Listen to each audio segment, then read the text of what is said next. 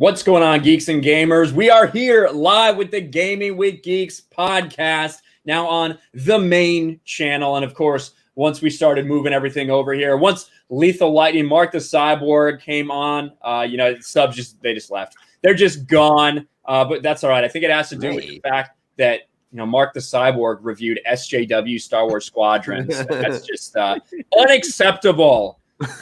Speaking of unacceptable, Mark Zero, how are you doing today? I'm not going to respond to that name, but you literally just did. I'm not. No, I corrected it. I'm Mark the Cyborg. But anyways, I'm doing all right. Good.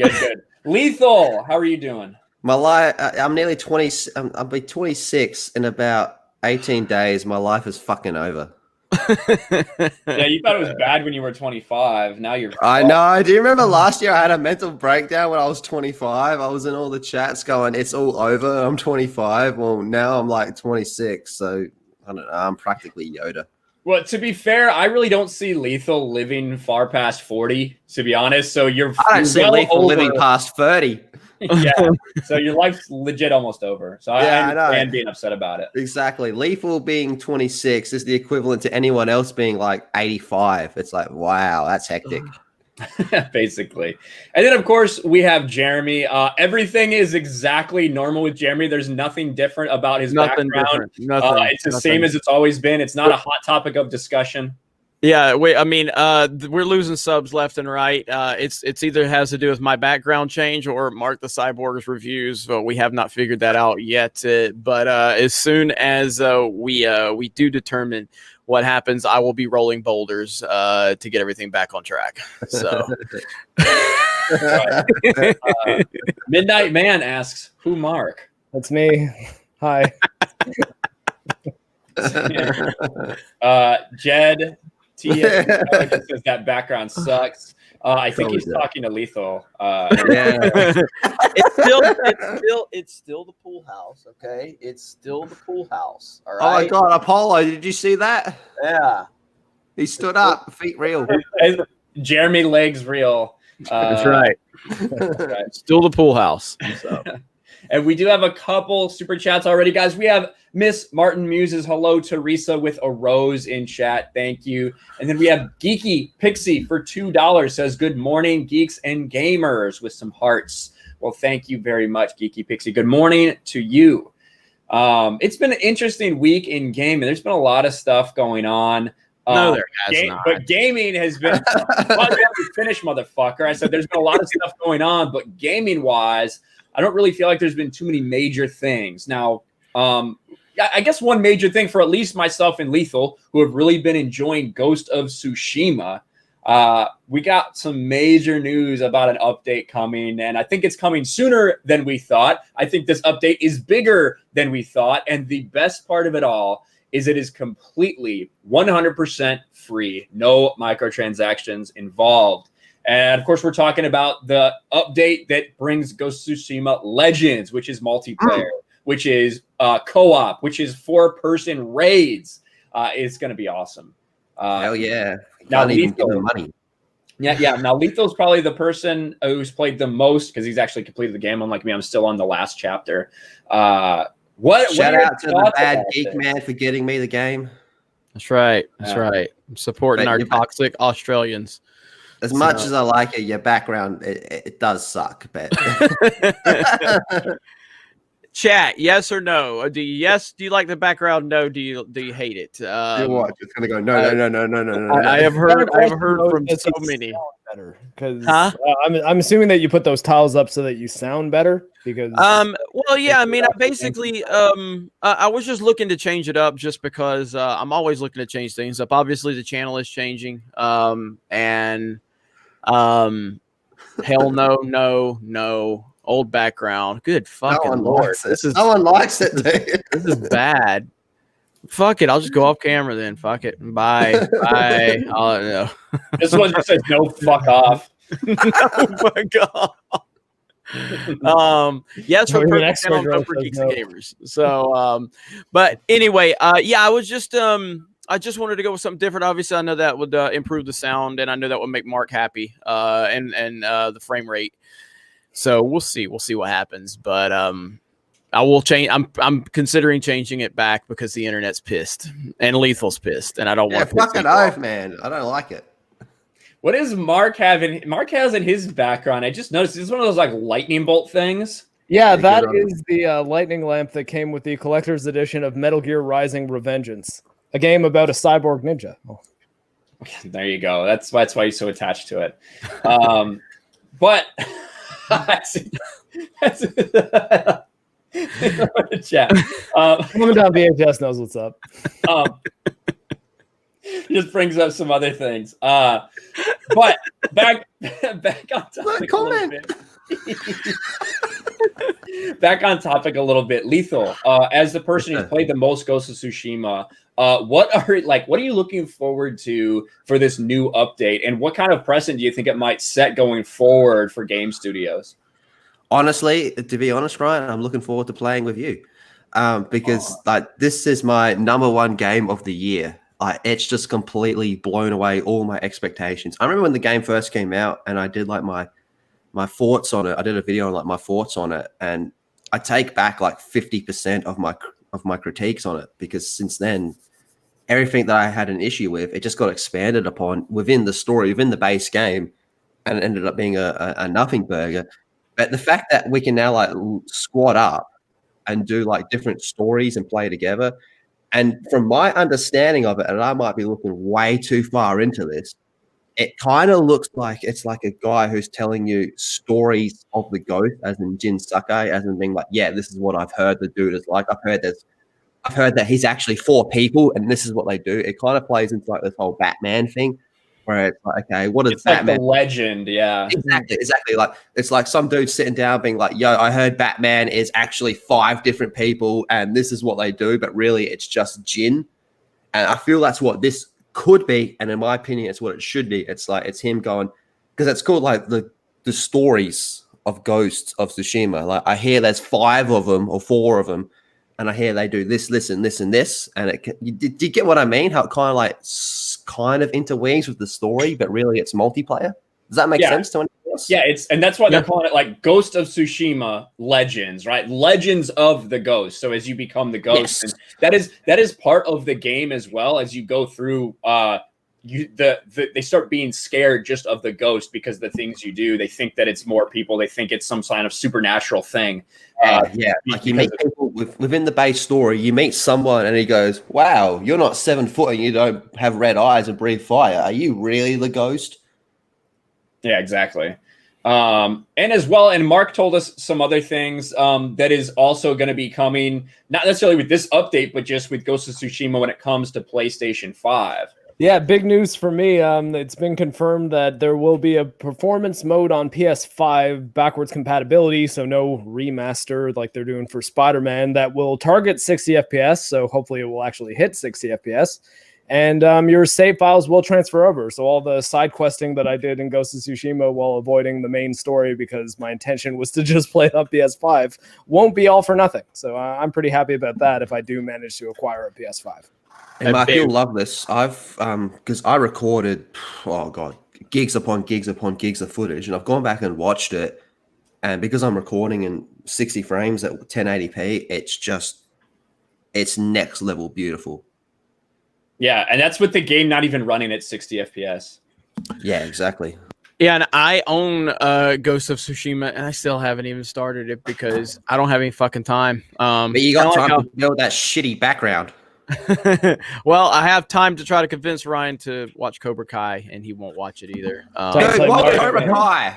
What the fuck are you doing with your life? Watch Cobra Kai. I know. But when we're constantly like Ghost of Tsushima is the type of game, and I'm planning on trying to play it for our premium members on geeksgamers.com. But it's one of those games where I don't want to play it for 30 minutes or an hour, and that's kind of all I really have time to do is sit down and play for small increments. So one of these games I want to really invest a lot of time into, and I just don't have that time right now, and I've heard nothing but great things about it, and I probably will just go ahead and fire it up for 30 or 40 minutes and just kind of get my feet wet, because I am interested in the multiplayer aspect. I mean, Lethal, do you have high expectations that this could kind of really take it to the next level for a lot of people? That's a good question because I feel like the game is so good, but what it does is so good is single player stuff. I'm kind of half getting the impression that the multiplayer stuff might maybe be cookie cutter, as in it's just wave after wave after wave, but there's also a little bit of a story mode. But even the wave after wave will be hella fun because the game's combat is amazing. Well, But I feel like a lot of the good stuff, like the new game, but to me, the new game plus is the big deal. Yeah, I agree. New Game Plus is a big deal for this. And because that's one of the things that people asked for that they weren't sure that they were going to do initially, but now they are. So you can have all your shit and do the New Game Plus if you want. But the multiplayer, like Lethal said, you're going to have four-player survival missions, which are going to be the waves of enemies. You're going to have these two-player co-op modes, the story missions that are co-op. And then after everybody's leveled up enough, they're going to launch this raid, which you need to be leveled up to be able to do the raid. And you're going to have 4 different classes. You're going to have Samurai, Assassins, Ronin, and the Hunter. We're all going to have, obviously, a little bit different style of gameplays. So, yeah, exactly. But don't get me wrong, like, the multiplayer in this game is so good that I feel like, hypothetically, let's just say it's just me and Ryan playing, doing wave after wave. I reckon that would be fun in itself. Yeah, that's true. Yeah, especially if you have to keep carrying me. So yeah, you're trash. Yeah, I might have to give you my PSN login ID so that you can level me up enough so I can do the raid with you guys. Yeah, fuck you. I don't have time to watch Cobra Kai. I don't have time to level Mark up. I have to finish 3 games a month and review them so that the channel can lose subs. Yeah, we need Mark to kill the channel. I'll grind you. Don't worry. If anybody could, if anybody else could upload videos to the main channel instead of Mark too, that would be awesome. Since we don't lose subs, bias EA love reviews. He is our no. The problem was I wasn't biased enough. That was the issue. It's EA Disney, so fuck it. This game sucks. Yes, next time Mark does a review, I want him to just upload and say it's EA Disney. Fuck this game. I didn't even play this game. It sucks, but it's because it's EA Disney. That's my review. Yeah, fuck your honest thoughts. Yeah, so overall, the fact that we're getting Ghost of Tsushima Legends, that we're getting at a completely new aspect of this game, the multiplayer, for free, unexpected, that no one thought was coming. I think that it's awesome. I think it sets a precedent. I don't think anybody else is really going to follow it necessarily. We know that for Naughty Dog, they've been talking about factions for forever, teasing factions, and it's nowhere to be seen. It's probably going to be a separate project. Team Abby, baby. Team Abby. You might be the only one, but. Fuck Naughty Dog, by the way, in case we haven't reiterated that enough times. Can we get a fuck Naughty Dog from each person on the panel? Oh, fuck Naughty Dog, dude. Fuck Naughty Dog like they fucked Abby in the back with no lube. There we go. How about you, Mark? I'm sorry, I was typing in the chat. What was the question? We need you to say fuck Naughty Dog in clear, concise words. Yeah, there you go. Say it. I said it. Fuck Naughty Dog. No, say it. Say it like you mean it, Mark. I do like a lot of their games, but fuck modern Naughty Dog, I guess. No. Don't put any context to that shit. I want you to say, "What's up, geeks and gamers? It's Mark the Cyborg. Fuck Naughty Dog." I need you to say it right now. God. I'm supposed to be energetic as hell. Come on, shields everybody from the SJW. Come on, energetic. It's come on. Controversial if you don't say it. Okay. Yeah, like arms up and everything. Let's do it. Jeez, fuck Naughty Dog. Okay. No. You gotta say, "What's up, geeks and gamers?" Here, clearly, it's Mark the Cyborg coming to you with another video, and fuck Naughty Dog. I don't want to do the Greg Miller Mark thing. Say it like you're Jimmy Kimmel and you're being cucked on live TV. Okay, well, fuck Naughty Dog, everybody. Louder. These are totally real tears. Fuck Naughty Dog. We need the energetic "What's up, geeks and gamers," Mark. Come on. What's up, geeks and gamers? Welcome to the channel. We know that this is the stuff you like because you want people acting like they're super excited over things that haven't even happened yet. I played Star Wars Squadrons and I haven't slept a wink since I finished the game because the story was so good. I'm kidding. The story is actually super bad. So just in case anyone clips this out and says Mark the Cyborg actually thinks that Star Wars Squadrons story is good, not the case. Mark is...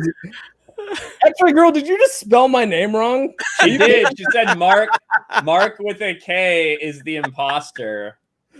Wow. Seems like it's getting really serious over there. Oh But yeah, man. fuck Naughty Dog. I Yes. can't believe people in the chat were saying Ryan didn't say it. Fuck y'all. But yeah. I mean, like I do really like the first Last of Us game and like most of the Uncharted games, but I don't know. I don't like what they're doing with like what they were doing, at least with the channel striking. I think that's horseshit, and definitely fuck Naughty Dog for that. Like, we don't do context here, Mark. That's right. I do. I can't tell you guys. What do you think this is? All right, we got a couple super chats. Do you think this is a respectable channel? Like Hello Greedo? We're not respectable like Hello Greedo. Come on. Respectable is not the word I'll use for that, bitch. Yeah. Mark, the number 0 is an EA sim. I like, even in the Squadrons review, I rip on Star Wars Battlefront a lot because I don't like that game. And I do. But anyway, Jeremy's the same. let's get to some of these super chats. So Rookie Critic for $2. What up, nerds? Oh Lord, background hurt my eyes. Yeah, Rookie, I'll have your lines for you very, very soon. Oh God, he asked me to do that so long ago. I'd completely forgotten. Rookie Critic for another $2 says, I prefer hearing Jeremy sound like $20 audio. Well, you'll probably get it very soon. Geeky Pixie, $2. I like it. Reminds me of a race flag from Mario Kart. There we go. There we go. I like it. Psychologically manipulate him into keeping it with stuff like that. That reminds me of that one level from Mario Galaxy. The Contextual Gamer for $2 says, Jeremy, just add a Game with Geeks sign or make GG with the tiles. Yeah, that's too much work. So he's just literally gonna take his whole desk and flip it back around. Yeah, so, that's all I got to do. Experiment 26 boop bop beep for $2, and I go back because I missed one. Which class are you looking forward to playing as? Samurai, I reckon is going to be most people's mains, but I might mix it up and go with like assassin or something like that. Yeah, Samurai looks like it's going to be the kind of just like the generic tank one. You know what I mean? Yeah, just stand there and just like block everything and like hit them with counters. Yeah, exactly. So even that in itself, like doing that, just like in the base game, is fun as fuck. Just standing there going block, block, block, slice. Yeah, that was my style from what I played. I would just stand still, wait till they attack me, counter and attack. Well, that's like you saw me playing the other day, Lethal. I was playing, and like even when you start leveling up and getting a bunch of the like OP abilities, you kind of don't want to use them. You kind of want to experience the fight in a weird way. Yeah, I get that because the game is so immersive that you kind of just get into it. Like you all saw me. I was playing with a bandana. I was wearing a bandana while I was playing it. Just getting into the fights and all that, standing still, block, block, block. Counter attack, and then getting into it, the finishes and all that type of stuff. And every now and then you just skits out and go into ghost stance and just cut them all up, man. But to answer the question, I think Samurai and probably Assassin are probably the two I'm looking forward to the most. We need to get Yellow Flash on here one of these Saturdays, Flash. So let us know when you're available, man. We'd love to get you on. That would be awesome. Yeah, I got a bone to pick on Yellow Flash, so yeah, get him on. What's the bone? You want to expose him right here? Yeah. Fucking Flash exposed me. I want some revenge. I just personally think he's racist towards Australians, so we got to get him on and find out what's up with that. I just got that from Mark Zero. Hey, he's good, man. He's playing Super Mario 3D All Stars right now. So wow, I just lost a lot of respect. He didn't show any love to Sunshine. Well, Sunshine's definitely the one that gets the least amount of love, and probably the worst received Mario 3D mainline game ever. So the worst part about that game is when you lose Flood. When you lose your fucking water backpack, those levels are fucking terrible. I don't know why. Well, the controls were terrible back on the GameCube. I don't know how they are now. So I remember those being the levels that I liked because I hated using Flood. Granted, I haven't played the game since it came out on GameCube, so my opinion on Mario Sunshine is not recent or well thought out. I think so. The Mario Sunshine, when you go to the 2D levels, when you lose the backpack, the game just wasn't built for it. And there's like no concept of depth perception when you're going through those levels. So sometimes you get hit, like you'll get knocked off by something you didn't think, or you try to make a jump and you'll just be completely off. I just don't like it. I don't know what it is. Well, the existence of Mario Sunshine destroys Mark Zero's narrative about Nintendo and how Nintendo fans will just eat up anything, because Sunshine didn't get eaten up by Nintendo you're misrepresenting me. I'm saying that especially mainstream. I called you Mark Zero. Of course I'm misrepresenting you. Well, I'm saying, so everyone in chat's clear. My point is that I think that especially mainstream gaming journalists will bump things up like 2 points in their scored reviews, because they always score their reviews because they make them for people who just look at the number at the end of their review. They'll bump it up 2 points if it's a Nintendo like first party game like Mario. Like the example I always use is that the 10 out of 10s that Mario Odyssey was getting, it could be the same game, and if it's called Banjo-Kazooie Odyssey with identical gameplay, identical level design, is it an 8? 10 game. That's not true. No, not at all. I remember having to pick up all those stupid ass jigsaw puzzles. God, Odyssey is a fantastic fucking game. It is absolutely fantastic. It's not as good as Galaxy, but it's definitely fucking fantastic. I mean, I would say Sunshine's definitely got a lot of problems, and there's a reason why it's not looked upon in a good way all these years later. I mean, I think time has been kind to it. I think a lot of people have loosened up on their hate on it, but it didn't get the love that most Mario 3D games get. So the biggest problem with it is those stupid little fucks that you have to wash off. They aren't grateful at all. They aren't grateful. You just save their lives and they ask you to do shit. Fuck those little things. Should have left you in that slime pit. Yellow Flash 2 for $2 says the secret levels on Sunshine are brutal. Yes, they are. Thank you, Yellow Flash, for being here. I don't know if it's my internet that's getting laggy right now. I've got bad weather in this area. The outer bands of that Hurricane Delta are hitting my area. So if I start lagging out, that's why. It's the background. Probably. Fuck you. Fuck Australia. Okay. Fuck you. Fuck America. Your country's a meme. Was Why am I full screen right now? I don't know. You seem like you need to be full screen. Geeky Pixie for $2 says, I'm going to main the Hunter. There you go. That'll be interesting. Long range. Yeah. Sniper. A Hunter, the one that can like have animal familiars too, like kind of druid. Yeah, don't they like summon like ghost bears and shit? Yeah, like dogs and shit, I've heard. Slavko Era Prime for Russian I don't know what that is.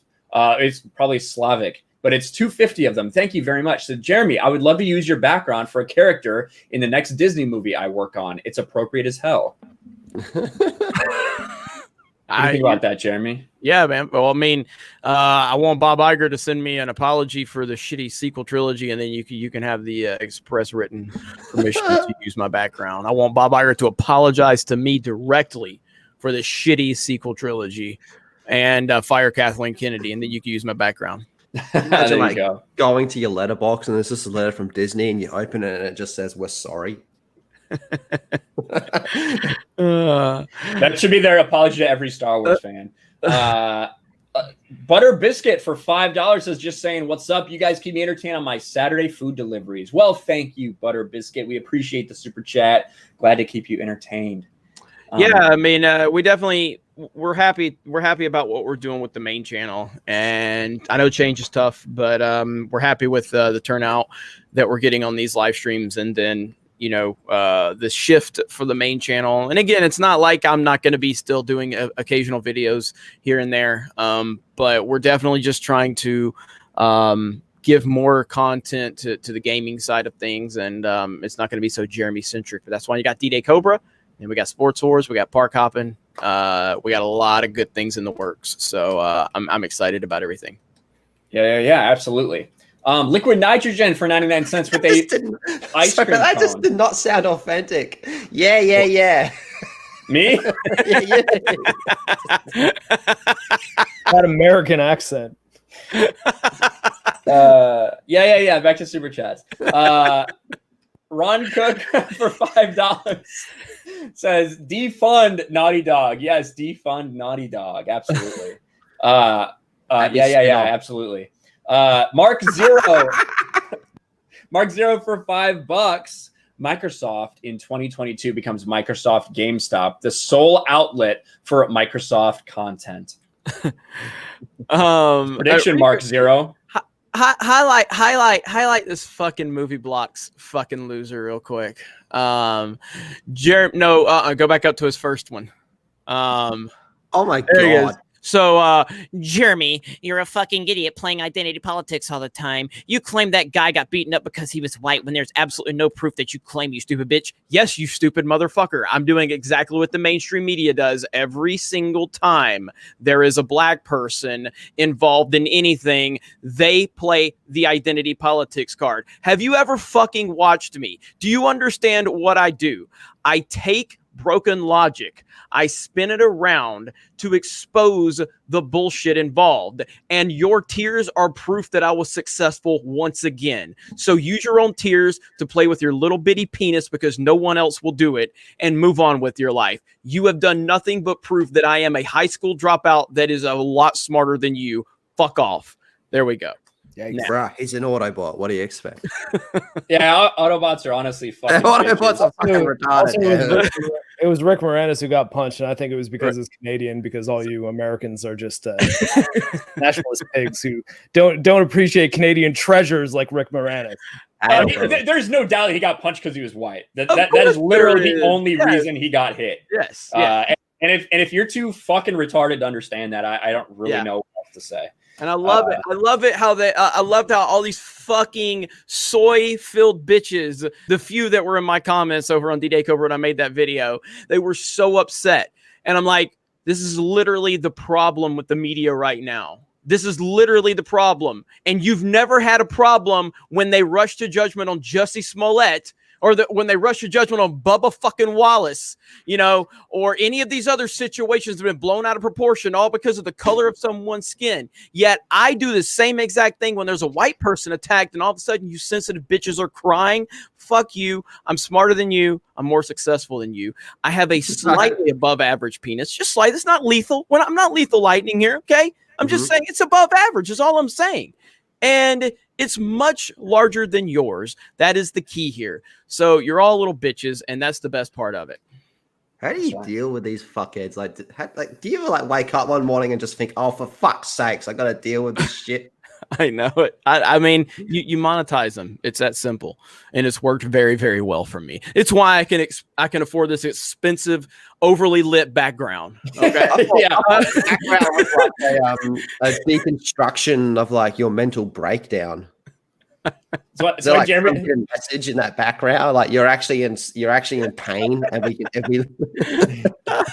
so Jeremy can afford to buy fucking 50 sound pads and then immediately throw them in the fucking trash when everyone roasts them.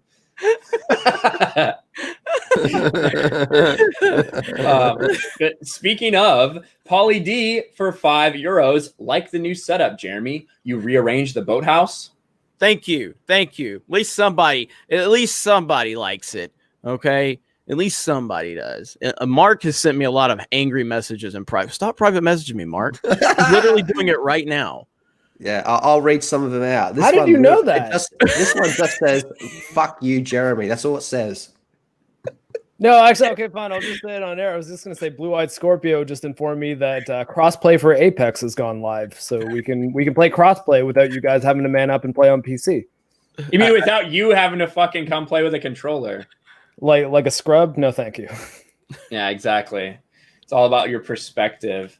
But yeah, we just saw you typing, Mark. That's all. Pauly, all right, so we just read that. Pauly D for another €5. Mark coming with the hot take that Mario games are put on a pedestal. I don't think that's a hot take. I think a lot of people believe that. Mario is guilty of one thing, being great for over 30 years now. And so people like Mark, who are PC elitists, have to find something to criticize him on. I can run Mario 64 better than you can. Mario? Yeah. He's Italian. That's how he says it. Can you run Odyssey? No. Okay, exactly. Yet. Fuck you. There you go. You can't play your 8 out of 10 that you want to, Mark. I do have a Switch, so I mean I can literally, but 2Tim505 for $5 says remake Stubbs the Zombie. I'm not stopping till it happens. I mean, yeah, Microsoft has that in their pocket, though it took them like 30 years to make, or I guess not that long, because whenever they bought Rare until now, it took them to make a Battletoads game that a lot of people were asking for. So I don't know. Keep asking. It might happen eventually. That Battletoads game looks kind of whack, to be honest. I downloaded it on Game Pass. I haven't got around to playing it yet, though, so I can't say anything specific. Looks whack. We need to, like, when is the, and I know it's a slight change of subject, when is the Call of Duty Cold War beta ending? When is it ending? You get to pre-order it, right? What's the PC beta? There's an open beta at the moment, but that might be ending like in a few hours. I don't know. Is it open? Is it open beta? It's an open beta. It's an open beta. Open beta PS4 only, though, right? Well, when I tried to click on it, I thought it said something about having to purchase the game.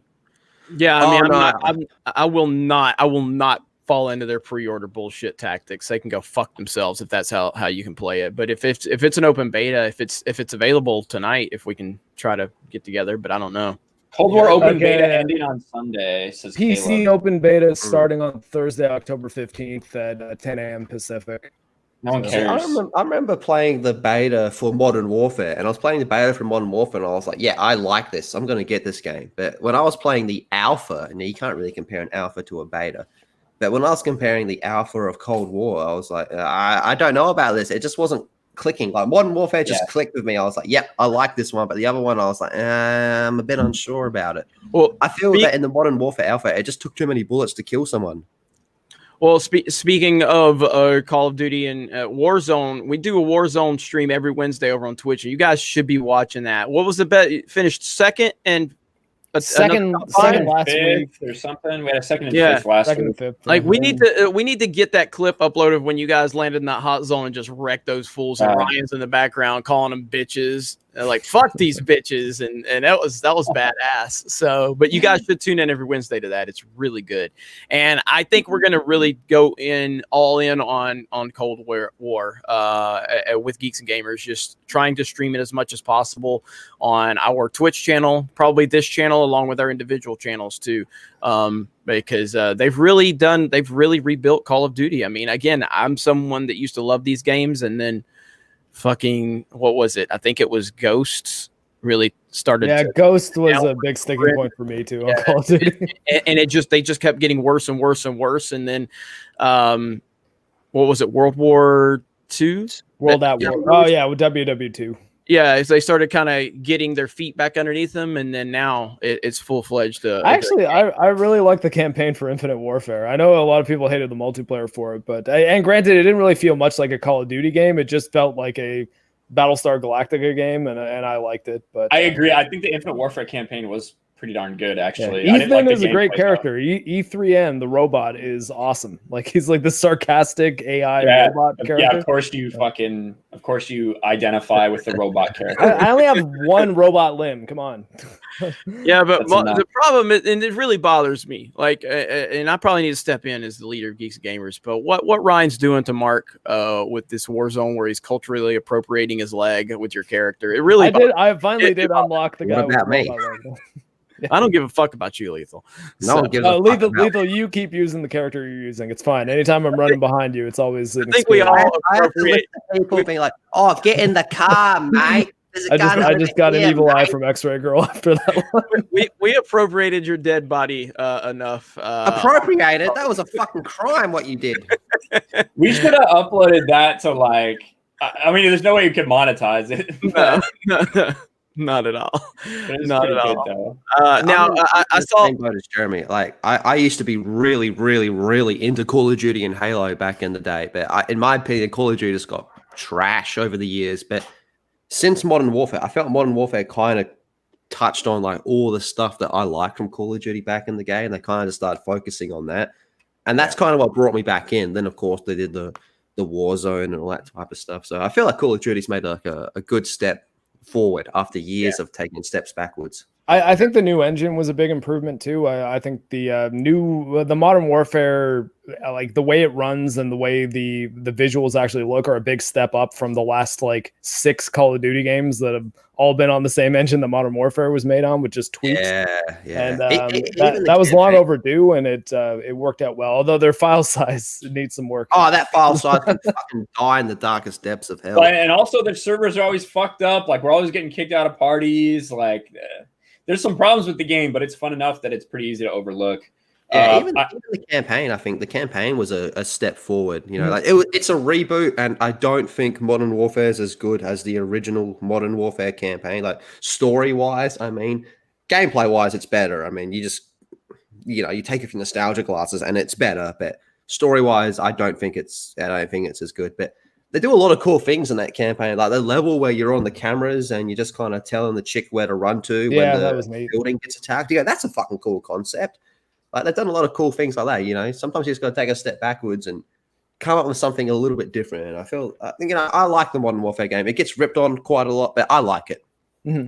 But I've got a review for it on this channel, and I'm going to be reviewing Black Ops campaign. I'm not going to touch the multiplayer though, because everything I said about if you guys watch my Modern Warfare review, everything I said about the multiplayer got torn apart. Because I don't really I'm not like a Call of Duty multiplayer expert. Like there's people that they just play Call of Duty all year. So for me to jump in and play for like a week and then write my thoughts on it, everyone was like, "You got this all wrong. You don't know anything about the meta." I'm just like, "Yeah, you're right. I know." Welcome to the internet, Mark. Well, that's kind of why I didn't review. You reviewed an EA game, you fuck. Yeah, well, just so you know, I will be reviewing Black Ops Cold War, and it is an Activision game, but and no matter what you say, you're going to get trashed. You're going to get trashed. So that's true. It's going to happen. It's going to happen. This isn't a game with Geeks where your reviews are going to get 32 reviews. It's actually going to get a few thousand, and once you get into those numbers, you're going to get trashed no matter what. That's right. That's fair. All right, so let's get through some of these super chats, though, guys. Venom Snake for Australian 299 says, Jeremy, did you piss your pants again, champ? Is that about the storm, maybe? I don't know. I don't know. Yeah. It's from a while ago. Storm, if that's what that's in reference to. I mean, the only thing I worry about with storms is tornadoes, and I did wake up to a tornado warning today, meaning a tornado was spotted. That's the only thing I worry about with storms. Yeah. So, but other than that, it's I don't think this one was too bad, but the flooding is probably the big problem for a lot of people in Louisiana. So we'll see what happens. Blue-eyed Scorpio says frame rate of Jeremy's background sucks. Rookie. Yeah. Rookie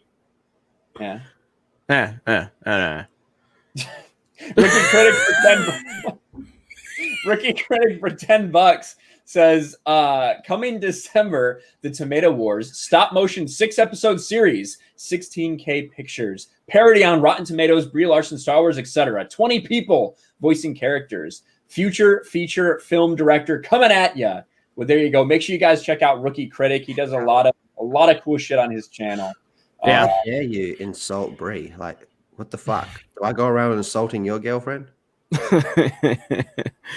I saw someone bring up like we should get together and play a Mario Party for Geeks and Gamers. Yeah, the problem is that shitty ass game has no online. It's Nintendo being stupid as fuck. Like they could literally create the next Fall Guys, but they don't want to give you any online access. It's so stupid. Yeah, how could you make a Mario Party? Confirmed. How the fuck can you make a Mario Party in 2020 and not give it fucking good online input? Well, you see, Jeremy, Nintendo, they think outside the box, and they want you to have that on-couch experience, and it's brilliant. You see, you're too low IQ to understand, but they want to bring you back to when you were 7 years old and had your friends over for Saturday morning playtime. I mean, it did work. I mean, the game sold like fucking 10 million copies. So, but it's such a dumb decision. But fuck Mark. So. That's right. All right, $2 from Matt G says, Jeremy, your Yankees lost. They subverted expectations. Are you a Yankees fan? No. I don't fucking watch baseball.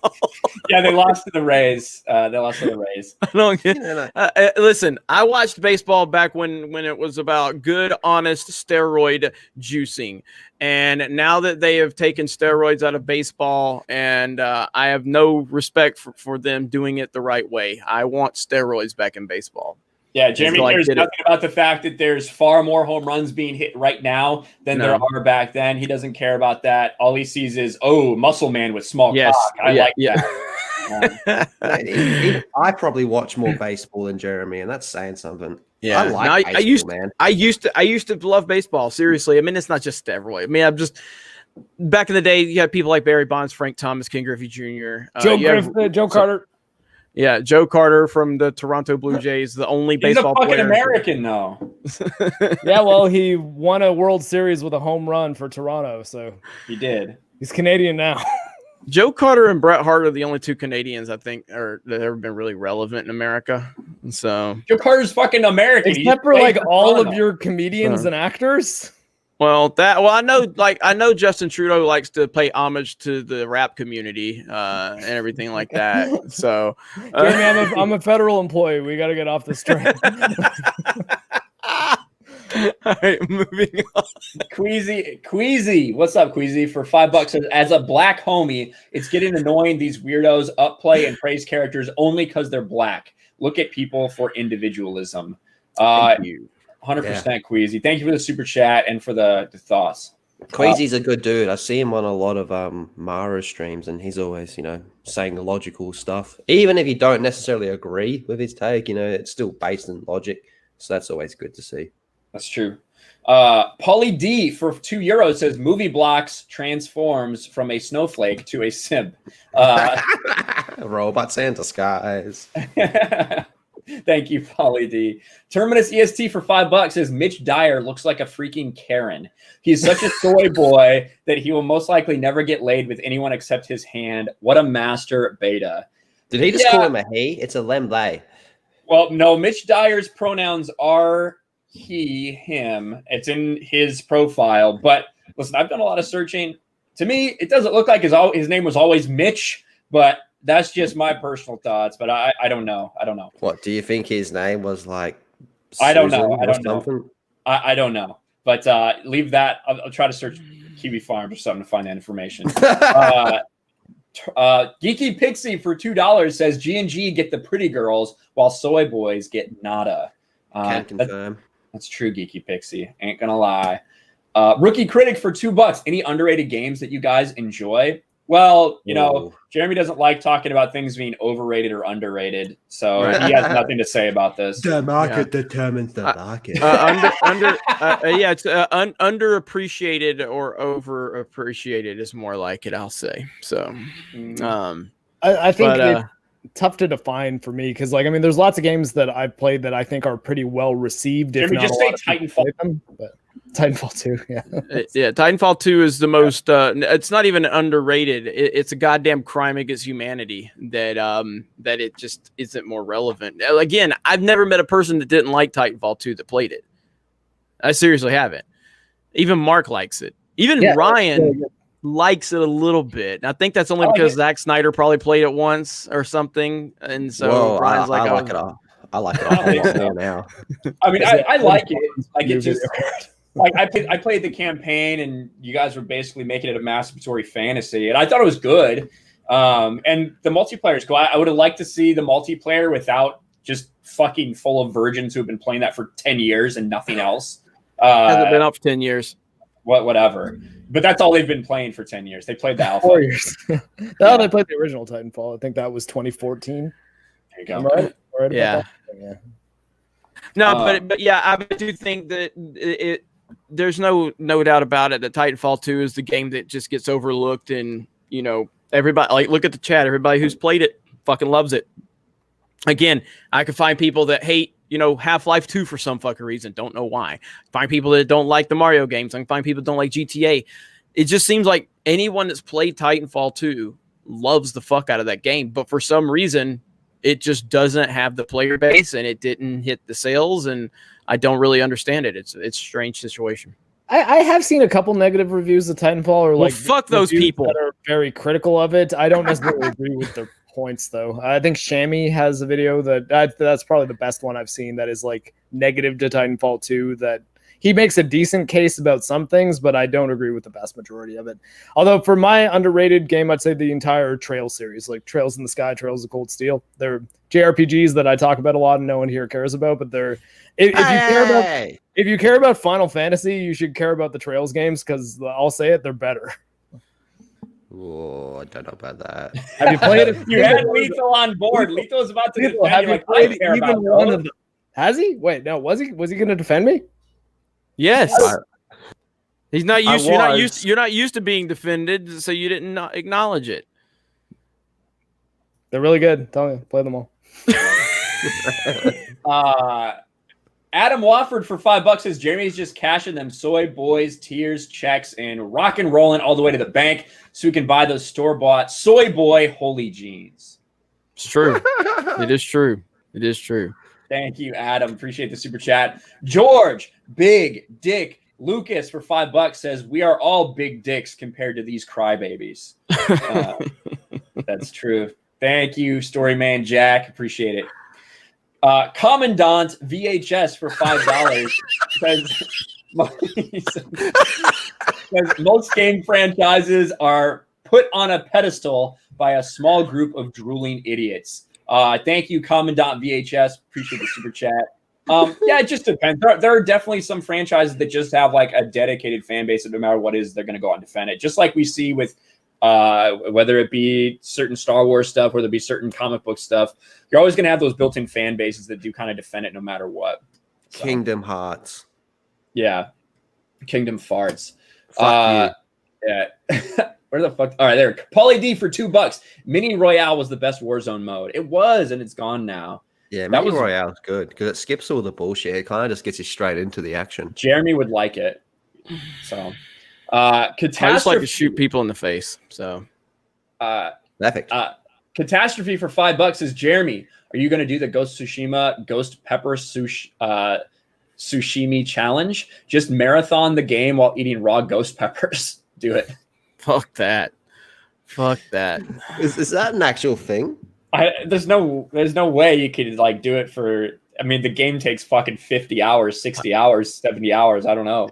We'll get Krista to do it. She's been wanting to eat and live stream at the same time. So Pop we'll the get Krista woman to do full it. of chili. Pop the woman full of chili. What are their ghost pepper nuggies? Yeah. Look, they're nuggies shaped like ghost peppers. Damaj and I for $2. What's up, Damaj and I says, "Hail! Are y'all looking forward to Final Fantasy 16?" Oh yeah, fucking oath, brother.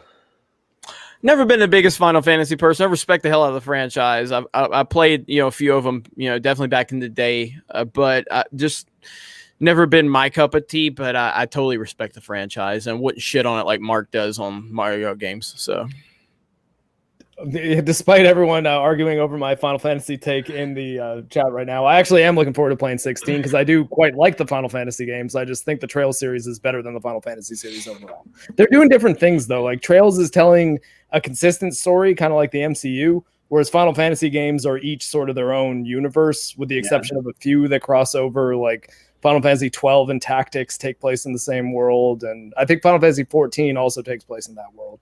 Or 11. I don't know. I haven't played 14. So let's get Az on here. I think he has. Yeah, so Final Fantasy, like the Final Fantasy 7, I lost interest in that really quickly. However, Final Fantasy 15 I really liked. I really liked Final Fantasy 15 and the whole like brotherhood that you kind of have going on feel. I kind of don't like some of the early shit, but once you really get going in the story, I really dig Final Fantasy 15. I like the ones that everyone seems to hate, the 13 trilogy.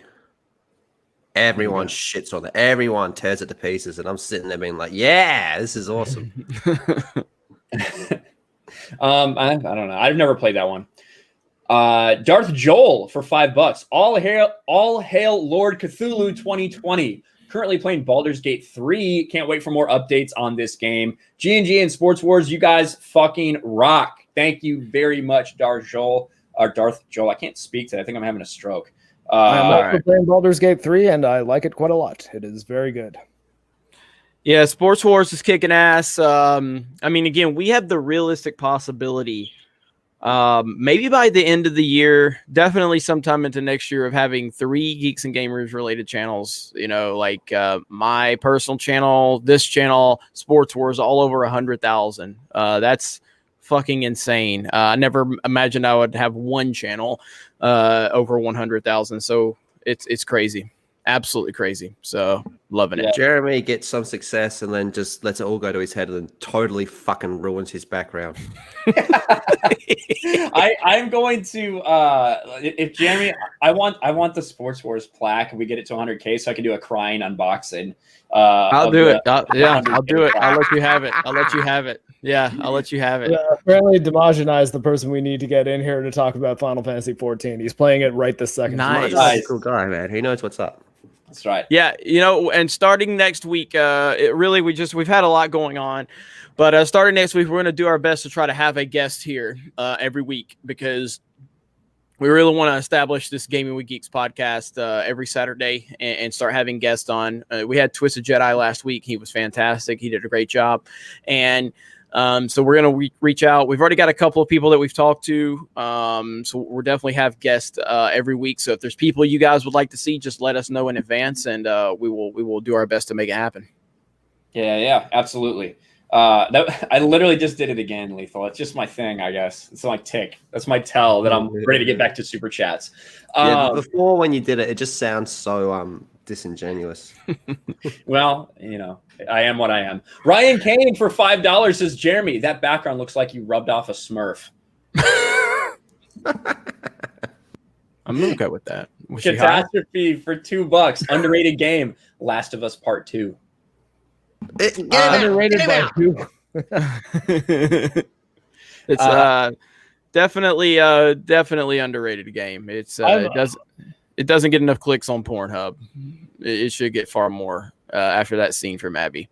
I just can't wait for Mahler and Southpaw's videos on it. Get gay bareback sex portion of Pornhub. I think that's where the Abby scene would be. Justin Proper for $10 says, I'm excited to announce our one-off Council of Jeremy's reunion will take place on Saturday, November 7th. P.S. Nice. Whoever this proper Jeremy is, fuck off. There is only one proper Jeremy. Oh, man. That's awesome to hear. Hopefully I can make that an appearance on that as well. But I'm happy that the Council of Jeremy's is making a return. That's great. That's right. All right. Let's get back. We've been reading super chats for a while. We've got a couple left, but we will get back to them. Okay, I just saw that. All right, but we have some more actual video games. Speaking of video games, Mark the Cyborg. Let's talk about CD Projekt Red. Let's talk about Cyberpunk 2077. So last week we talked about the reports and kind of the reaction to the reports about the Cyberpunk 2077 crunch for the last 6 weeks of the game. But now we have games journalists fighting over essentially the same report. They're not denying the validity of it or whether they are working extra, but it's of who there wants to actually participate in this crunch. So Jason Schreier, let's pull this shit up. Our boy Jason. Now, Jason Schreier came out with this tweet that set everything off. Last year, the bosses of CD Projekt Red approached me for an interview. They wanted to announce that for Cyberpunk 2077, they would be avoiding mandatory crunch. This week, they sent out an email to staff announcing studio-wide mandatory crunch, and that was the article that kind of set everything off that got a lot of attention. And as we talked about, Adam Badowski came out and basically confirmed this with this statement. The last 6 weeks are our final sprint on a project we've spent much of our lives on, something we care for deeply. The majority of our team understands that push, especially in light of the fact that we've just sent the game to CERT. This is one of the hardest decisions I've had to make, but everyone is well compensated for every hour they put in. Now, when they said the majority of the team understands that push, that kind of ties into what we heard from Game Informer yesterday. And I think I forgot to share audio because I'm stupid, but let me... You are stupid. You stupid fucking idiot. Let me pull this shit down. Can confirm. Well, whatever. Fuck you. Fuck you, man. All right. Now, this is Game Informer. This is, what is her name? Dirty effing hippie. Liana Rupert. What? That's just her. That's her tag. That's her Twitter handle. That's her Twitter handle. And I feel like there's a really important difference, though, with CD Projekt Red. One, the compensation is above and beyond what they're already getting. Two, it's a short-term before launch. And from what I understand from talking to a few people there was a discussion on, do we want to delay the game again, or do we want to do this? And from what I heard, it was a mass majority saying that they agreed to the 6-day work week. There's another important aspect, and I will never advocate for crunch. I was in the military where we worked 15, 18-hour days, 7 days a week for... Everyone's got like exactly my take. Never advocate for crunch. But also the Polish working system and cultural attitudes towards employment and production is very different than how it is here. And again, not... Then she just kind of... Oh, wait. I need to play this part. Hold on. Again, not advocating for it, but the attitude in Polish development, even though game development over there is still relatively small, it's very different from the work-to-workday basis. And in terms of crunch, everyone I've talked to that's over there has not seen it as a crunch. And from what I'm understanding is that it wasn't just a random drop of this is now mandatory. From what I understand is there was a discussion beforehand about weighing the different options. Did I talk to every single person at CD Projekt Red? No. But there's another important part of this that I really feel like doesn't get addressed, and especially with a lot of those like kind of not clickbait, but like deliberately inflammatory headlines. Ryan videos. Yeah, I was about to say like Ryan. Well, she was calling out Jason Schreier specifically and Jason Schreier's article, but she didn't do it by name. Calling Jason Schreier clickbait actually is kind of a hot take in the games industry because everyone loves him for some reason. Well, so there's no doubt that, Jason Schreier responds, and that's what we kind of have to go through. Jason Schreier responded to this. Game Informer podcast recently suggested that my reporting on CD Projekt Red's or Cyberpunk crunch is incorrect. Never mind that I've interviewed a dozen CDPR devs. Here's an email from the studio head apologizing to developers partners for all the overtime. And now this is from back in June, where he says, I would like to humbly ask you all to endure in the effort to deliver the game and extend an apology as well. So he's... What a dick. Yeah. What a horrible boss. Right. Then she responds, again, the context, not there in the tweet. This is why I don't do a lot of takes on Twitter. This is disappointing to see. Here's Jason Schreier saying, a company embracing crunch culture doesn't make it evil or malicious or an industry villain, which I agree. But I've never seen so many people jumping through hoops to try to deny or underplay reality the way they're doing for CD Projekt Red and Cyberpunk. She says, I've never seen someone jump through as many as you do when looking to misrepresent situations. You know exactly how you worded this tweet, and you know it doesn't align with what was said. Not sure when you became a bully, but it's a real shame because you're so incredible. Now she's further away from my take. I liked her right up until the last sentence. Seriously though, like the clip that you played is she at times was going word for word over what I was saying about it when we talked about it. Was it last week or was it the week before? It was last week, and I agree with it. And I think that we both said that there's probably a lot of people there who are hungry and want to crunch, want to get this game done because they care. But at the same time, that doesn't mean there's not people there that want to go to their kids' shit on Saturday, want to do this, and that aren't okay with the crunch. And children are trash. Cyberpunk is forever. I think the mandatory aspect of it might be more to protect the guys that are going to work 120 hours a week and being like, look, just work 80 and we'll have everyone else come in to also work 80 so that you don't have to do 120, 160 hours this week. Right? Like, or at least that's kind of the way I see it. Yeah, but basically it's just different perspectives on this same story, right? Because there's no denying that this extra work day is eight hours a day, which isn't necessarily that bad when you consider some of the things we do here in America. But it's these different perspectives on this crunch for Cyberpunk 2077, and it's funny to watch them spurg out at each other. While I disagreed with your initial video, Ryan, I get your point. Like, if this was EA, myself included, all of us would be ripping him to absolute pieces. There's no denying that. So there is a little bit of hypocrisy, but at the same time, it's like, well, all the employees agreed to it.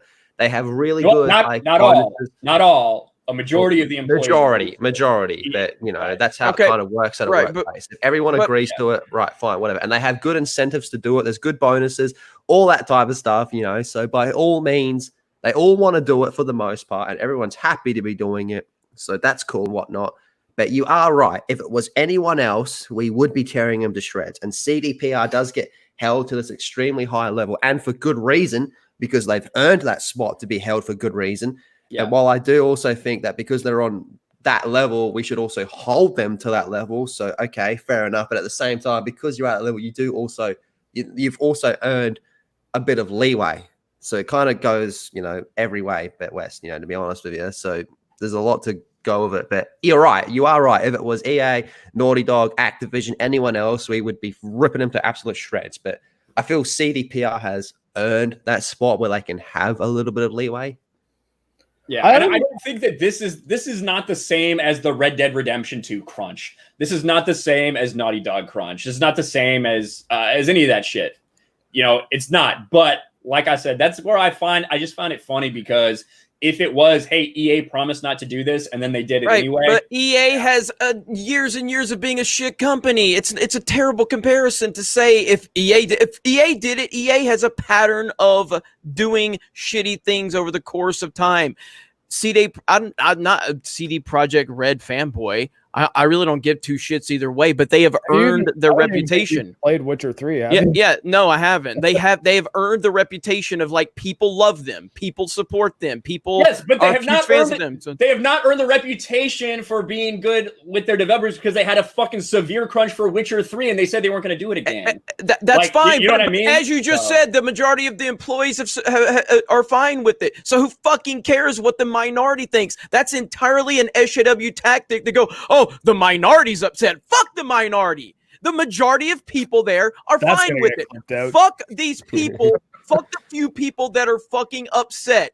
That is what we worry about too much with social media. The majority is fine with it, so fuck the minority of people that are crying about it. That's how we look at things. The majority of you say the majority of employees are fine with it, then what's the big deal? Who cares? Well, that's what the Game Informer report is saying, who talked to some devs. I don't know, like, I just what that report is saying. All things being things being equal, if this was Activision and they said, yeah, we're doing 6 weeks where people are working Saturdays, people are getting 200% pay for those Saturdays, and it's everybody in the company, not just select people that are going to be killing themselves, I don't think I'd be like, those ass, like, I'd be like, okay, that sounds pretty reasonable to me. If it is like, okay, yeah, no, we're doing months upon months of intense crunch where people are sleeping at their desks, we're ordering in food because people don't even have a minute to go out and grab a bite to eat, no one's seen their family in 3 months, like that's a totally different story. But I actually don't think the company and their reputation matters as much as the actual details. Like, and it's the details that I think exonerate CD Projekt Red here. It's like, well, what are we talking about when we say the word crunch? Because crunch sounds bad, especially to games journalists, but what's actually happening? And that's where it's like, okay, when you hear the details, it's like, oh, okay, that really doesn't sound what are these fucking people getting paid? No idea. Well, no, I heard these people are getting a really good, getting a really good pay and a really good bonus. Well above what most people in Poland are getting paid annually. Like, well, and because I mean, I famously worked retail all those years. Well, I worked 70, 80, 90 hours a week, and I was on salary. I didn't even get paid overtime. That's just called the real there's world. People in Iraq, Right, no, what I'm saying is you have employees that have agreed to do this. They're getting paid to do this. What's the fucking problem? So you don't have employees that agreed to do this. So I'm with you. I fucking understand. And no, I don't think that working a Saturday, 8 hours on a Saturday, we're fucking right here on a Saturday right now as we speak. I don't think that's a fucking big deal. What I do think is that if a company promises something, they should at least be criticized. It should be, hey, if you don't promise things that you can't finish on, that you can't come through on. And the bottom line is there are people there that did not sign up for this. Whether you think that 8 hours on a Saturday for 6 weeks is oppressive, I don't think it's fucking oppressive at all. But I do think that they set themselves to this high standard, and we should call them out if they don't hit that. But they are being called out. They are. That means this is a huge thing. Like, they are being criticized. Well, I would say Yeah, there's but far. the the ones calling him out are the same ones that have been calling him out for every little tiny thing that they can possibly find. Like, right. media has a hard on for CDPR. They want to take him down in any way they can because at every turn, CDPR makes them look like idiots. So anytime there's a small little thing, they jump on it and go, okay, how can we use this against them? And this is probably like the one that will actually stick. Like the whole transphobic stuff they tried to pull on, it just didn't land. You know, normies were looking at that saying this is dumb because it was dumb. But this is something they actually have proof and can kind of leverage against them. You know, they're doing overtime, you know, but there's always like, I used to work as a retail butcher. So when it got to Christmas time, it was just apocalypto. You know, all of us accepted that, but there'd always be that one dude that'd be like, oh, fucking hell, it's fucking December, man. This is fucking bullshit. It's like, yeah, you're the minority, like, but that's not how it works. Like, so you got CDPR that says we've delayed the game 2-3 times, whatever it may be from now. You know, any more delays, they're going to start looking like idiots. And they've stuck firmly to this one particular date. And it's gotten to the point where they're like, okay, we got to have the game out by this time because there's the new consoles coming out. We're doing a free upgrade, all that stuff. And it's like, well, if we delay it again, it's kind of going to screw us over from every single angle. So we're going to have to crunch. Yes, they said they wouldn't crunch, but the reality is they got to. You know, this game's huge. It's gotten to the point where it's like, okay, we got to pull in some extra hours. And in my opinion, it looks like what majority of people are saying, majority of people really love working on this game.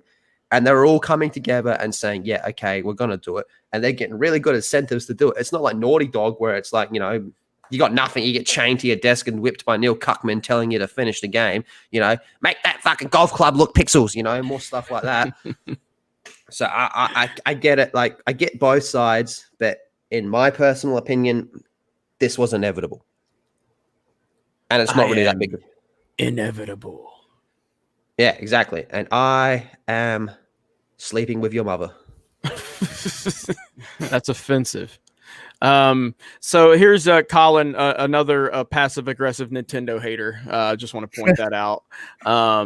Just that's why Mark loves him so much. But well, he got me on his podcast, so disclosure warning. I am like, I have more subs than Colin. Stop using it as your fucking claim to fame, okay? No, I'm just saying that anything I say nice about Colin is couched in, like, I know him somewhat personally. Next time, fucking say I've been on Jeremy's podcast. I don't ever fucking say that. You always go, I've been on Colin Moriarty's podcast. Fuck Colin Moriarty. I got more subs than that bitch.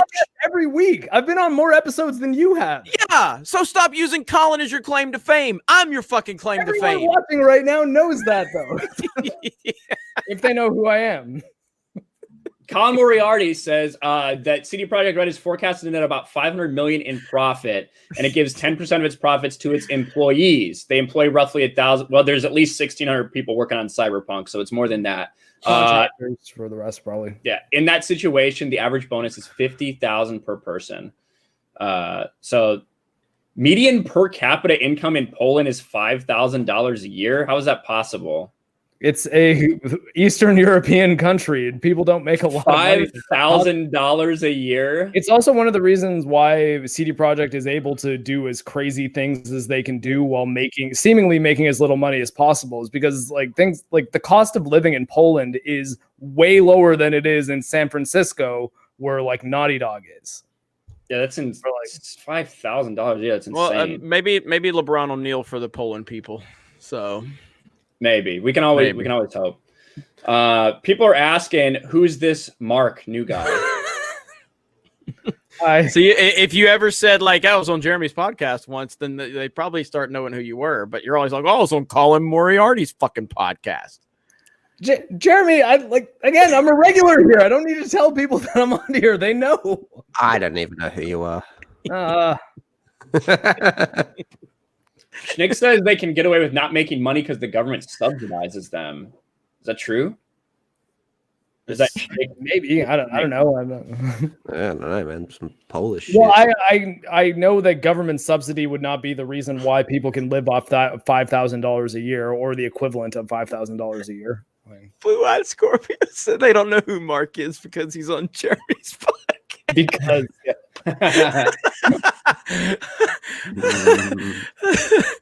oh man, so that is true. A lot of people are saying that is true. That's crazy. All right. But let's get back to some of these speaking of video games. Speaking of super chats, Wolfsbane for $4.99 says, "Did y'all see the High Republic redesign? Clownfish TV did a video on it. I find their desperation hilarious." Well, I did a fucking video. Oh, on right. it. Yeah, there we go. Yeah, I saw it. Did they do jacked Ninja Yoda, like the redesign that the Phantom Menace community made? No, they really like that. They redesigned. What's her fucking name? Avar Chris. They redesigned Avar Chris after everybody bitching about people redesigning her. They quietly slipped it into an update. Didn't even really announce it. So that's what we had. But yeah, I did see that. Terminus ESC for $5 says, "I can see why they named the character Abby in Last of Us 2. She must have quite the six-pack on her." Thank you, Terminus. That's pretty good. Queasy for $2. "Get that soy boy up out of here." I think he's talking about the Autobot. The Autobot. Yeah. Who has Soy nothing boy else in better to do with his disguise. life. Yeah. Soy boy in disguise. We're not. We won't ban people just for being bitches here. But we can roast them. Yeah, but it was spam and saying, you know, just obvious ridiculous things. Like, I think we've only banned like 1 or 2 people from the website, and that was like someone that was like intentionally like, it's one of these people that were intentionally trying to say what they claim, you know, like anybody that disagrees with say, like saying all this horrific stuff, trying to pretend that they were fans or something. And but we typically don't ban people, so try not to. I'll ban Fun Mark if he keeps talking shit about Nintendo, but yes. And Broforce is banned. There's a Broforce comment right there. It's not even Eric. Oh my god! I bet that could be Eric. We're gonna ban that phrase. Russian Bob for $1.99 says, "All in for G&G Premium." Hell yeah! Maybe he's talking about the ghost peppers. Thank you, Russian Bob. And I will say, just as another update, which we don't have I don't have any specific updates to give you outside of, we are still working on an app in terms of negotiating, trying to find the right developer for the right price. It is a lot of money that they're asking for what I'm asking them to do. It's a lot of fucking money, but I think that's definitely the next step. Like, if we can get an app and we can, you know, communicate directly with the people that follow us, that's going to be monumental for the growth of the website and everything like that. Plus, Mark, we got some make apps? Me? Yeah. No, I'm good at video games, not. But Ryan, as a matter of fact, I don't know if we'll talk about it off air, but I know Ryan's going to have a few articles coming to the website very soon. So, He told me, he read them to me, and I was like, "This is the dumbest shit I've ever heard." I fucking didn't, you liar. But yeah, try to knock one out today and maybe get those out. So that'll be fun. That'll be fun. Do your text review of Squadrons. EA Disney Star Wars sucks. This game sucks. And one is a Squadrons post. So there you go. Where am I? Demogeni for $2 says, "LMAO, I'm playing Final Fantasy 14 right now and listening." Thank you, Demogeni. Good man. Good man. Geeky Pixie, I love 13, just didn't like the battle mechanics. Oh, I half love you, Pixie. I half love you. Demogeni, $2. Also trying to get monetized by my birthday. 760 hours left. Well, I know Demogeni was got a shout out on Friday Night Tights last night, so hopefully some of those new subscribers can help boost that watch time, Demogeni. So keep grinding, man. You'll get there soon. Paulie D for €5. In terms of Americans appearing to work way longer hours naturally than many other countries, where do you think that culture comes from? I mean, because they're stupid.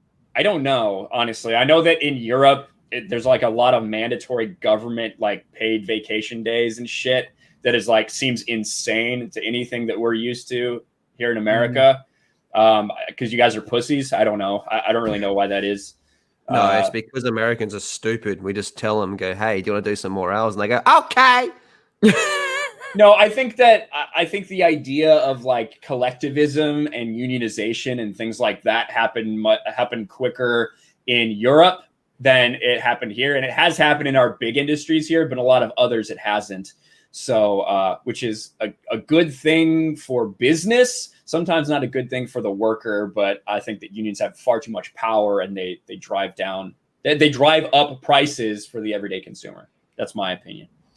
But that's just a guess. Adam Wofford for $10. Most likely they're working on the multiple players so they can release it after Christmas, so the companies can give their employees some extra money for the holidays. The few companies I worked for did it. Well, the Cyberpunk multiplayer is going to be a completely separate project that is, I can't imagine we'll see that for years. It's not going to be after Christmas, I'll tell you that. Have you guys heard anything more about that in recent weeks? Nah, nothing. I don't think they're going to be talking about it until a good 6 months to maybe even a year after Cyberpunk comes out. Yeah, it's probably all hands on deck for Cyberpunk 2077, like the RPG, the single player game, until they're 100% sure it's a hit, and then they'll probably start pushing further on the multiplayer. But I guarantee you, if Cyberpunk 2077 does poorly, not that it's very likely to, but if it does, they will cancel the multiplayer like spinoff. They would. I can't imagine. They wouldn't bother to double down. They would just make Witcher 4. There's no way it does. This game's guaranteed to do well.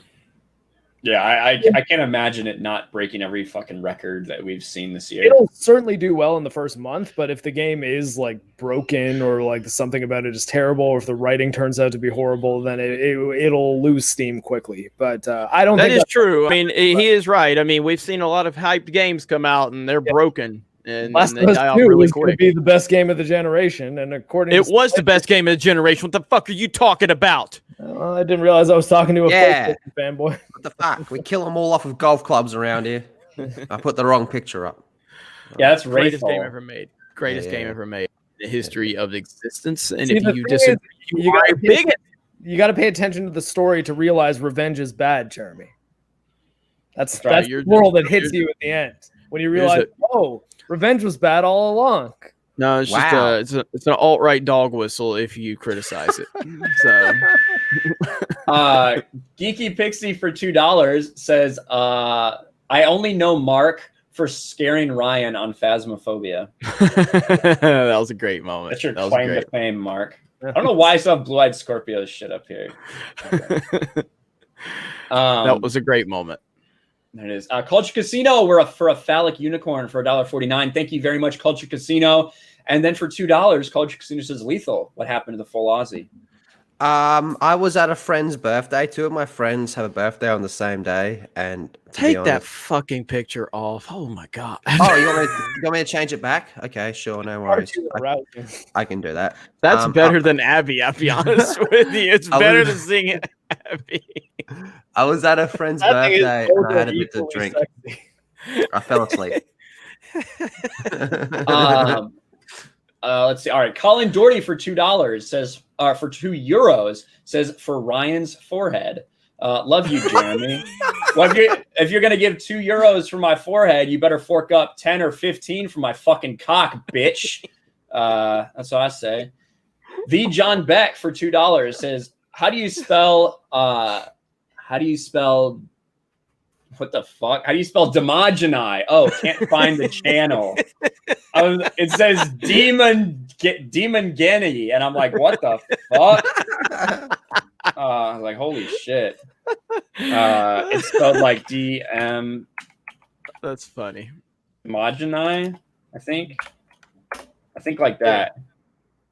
Demogeny. There. I don't know. Yeah. There. Right. Oh, Geeks and Gamers and D-Day Co. are both in the chat. That's right. Never seen them in the same stream together. D-Day Cobra's here? Yeah. Yeah. Oh, wow. I mean, that means I can finally start claiming that I've been on Jeremy's podcast. Geeky Pixie for $2 says, I couldn't beat 13. My brother broke the third disc. I don't like third your brother. disc. Jeez. Yeah, on Xbox 360, it had like 3 discs. Did you call him Demanji? Jumanji. Ryan, you call him. I misspelled it.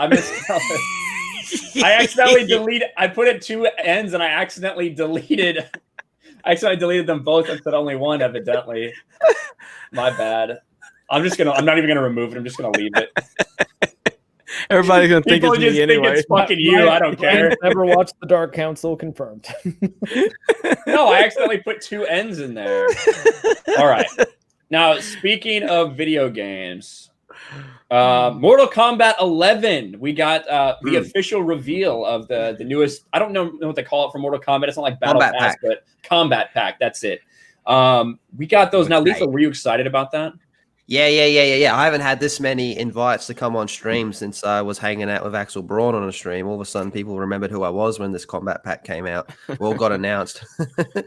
But it leaked in advance. It leaked weeks in advance. We knew the 3 characters and what they were going to be, and the surprise was ruined, I guess you could say. But all their trailers are great. They finally brought in Melina. I'm not the biggest fan of her design, but she does look a lot like a cloned Katana, which is what she's supposed to look at. But design's a bit, whatever. But my personal opinion is she'll look better when the game comes out. Because if you remember when they announced Joker, in the reveal, he looked shit. And then when it got time for Joker to come out, he looked way better. So I feel they're kind of still doing work on it. Plus the whole working from home because of the commie cough and all that type of stuff. So Melina's finally in the game. Rain, they've got Rain coming in. I'm excited for Rain. I'm more excited for Rain than Melina. I don't know what to think of him having a hook. But okay, whatever. I guess they're just trying to mix it up a little bit. And they got Rambo, voiced by Sylvester Stallone, which suits the theme. In Mortal Kombat 10, the guest character theme was all horror characters. And this time they're going for like 80s action, 80s action movies, Terminator, RoboCop, Rambo. So they got Rambo in, cool, whatever. I'm one of the people in the strong minority that thinks that there's way too many guest characters in these games, but all the guest characters they get, they're always really, really cool. So I'm looking forward to it. And Mortal Kombat 11 kind of died out, in my opinion, because they took too long to release new content. But this is a nice little, nice little boost. So we'll give it a go. Like, I'm really looking forward to playing as Rambo. Like, everyone really, really, really wanted Melina. Melina was like the number 1 most requested. And to be honest, of the 3 announced, she's probably the least I'm looking forward to. I'm still looking forward to playing as her. Don't get me wrong. Like, I'll stream day 1 when she comes out, and I'll have a lot of fun doing it. But of the 3 announced, she's my least excited. Butterface. Now, speaking of Melina, I did want to bring this up because not everybody's happy, because even though a bunch of people were asking, like Lethal said, people spamming every time they post, asking about Melina coming to Mortal Kombat, when the fans get what they're asking for, it's a bad thing, according to some people, specifically Michael Leary. This is the same shit. Like, me and Ryan spoke about this. This is the same shit that happened with Snyder Cut. Like, for example, whenever there was like a Warner Brothers post on Twitter, the comments would be Snyder Cut, Snyder Cut, Snyder Cut. Release the Snyder Cut. And I'm glad it's coming, don't get me wrong. But it was the same type of shit for Melina. Whenever NetherRealm posted or Ed Boon or whatever, the fucking replies were just Melina. Yeah, you get that 1% that's a fuckwit and just ruins it for everyone else and just goes way overboard. Put Melina in the game or I'll fucking murder your grandmother. There's always that one guy. But for the most part, it was just Melina, put Melina in the game. So it's like, okay, fine, here you go. Hope you're happy. And for the most part, people are happy. I don't see the issue. But if we're going to focus on the 1%, then yeah, it's horrible. But if we look at the 99%, then yeah, it's awesome. Yeah, and like you even see this post here of him like getting upset about it. Ed Boon saying, like, after just making this post saying dumb, he says, "You know what's dumb? Not having Melina and MK11. There, I saved you the time to respond with that." And they literally do say the Melina DLC is the latest geek culture harassment campaign. And they bring up the Snyder Cut. The Justice League Snyder Cut is not a video game, but yet is another example of geek culture mercilessly shrieking until their requests are met. Yeah. How dare you appeal to the fans and make a lot of money along the way? So horrible when people give fans what they ask for. How dare they? Yes, you should just take what we give you and like it.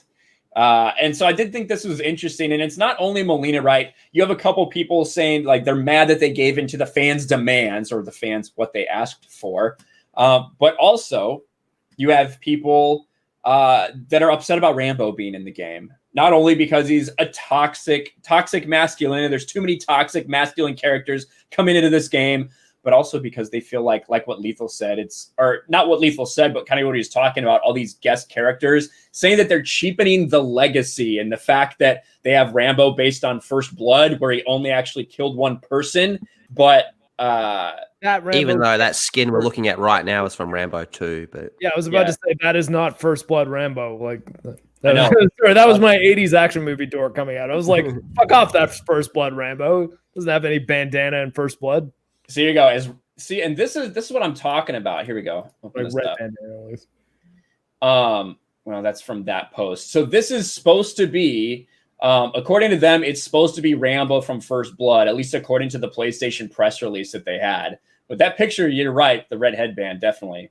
But as Rambo's appearance in Mortal Kombat is explicitly based on First Blood, I'm uneasy about the partnership. It's important to know he only kills one person in the initial film, and unintentionally. So they think the fact that he's going to be in there beating up random characters that are fictional is going to cheapen his legacy. What about the fucking fourth movie where he kills like 1,000 people on screen? Yeah, there you go. It's like the Rambo, like the one that is just called Rambo, is like an extremely violent movie. Like, to be honest, I don't think it's particularly good. I think the first two Rambo movies are the one to watch, and you can kind of just tap out at that point. But there's definitely modern Rambo is like a murder machine. Like, yeah, exactly, man. Like, don't get me wrong. Like, if you asked me, do I want Rambo in Mortal Kombat? He would not be my top pick. Far from it. But he fits the whole theme of what they're doing. Awesome, cool. I'm one of those people that really wanted Ash Williams in the game as a guest character. I think he would fit a whole lot better. Ash Williams, that would make way more sense. Ash Williams and Lady Death, from like the Chaos comics, the Coffin comics. That's probably my two picks. But okay, they're going with the 80s theme. We got RoboCop, we got Terminator. I guess it's logical you put Rambo in next, and you're sitting to the theme. I mean, obviously Abby would be an amazing Mortal Kombat character. Like, the fatalities write themselves, but Golf Club, John Matrix, Commando. That's what we need. I want Tom Cruise to be put in the game, and not just like a character from Tom Cruise. I want Tom fucking Cruise to be in the game. Yeah. Yeah, I want him to use Scientology voodoo fucking shit. I want him to laugh nonstop. Just laugh. Fucking laugh and clap and jump up and down. Like, that's what I want to see. I want to see Tom just run a lot. Yeah. Just run. I would love to see that. That would be fantastic. Summons Lord Xenu to come in the spaceship and start shooting the opposing player as Tom Cruise runs away from the explosions. Stop chasing me, gay thoughts. Blue-eyed Scorpio for $5 says, speaking of Punisher, I'm rewatching Daredevil, coming up on season 2, which was the only good Netflix Punisher in my opinion. I like Punisher season 1. I think Punisher season 1 was pretty good. Punisher season 1 was fucking great. I do agree, though, that Punisher and Daredevil was better than Punisher's show. Yeah, that's fair. I agree. It was really good.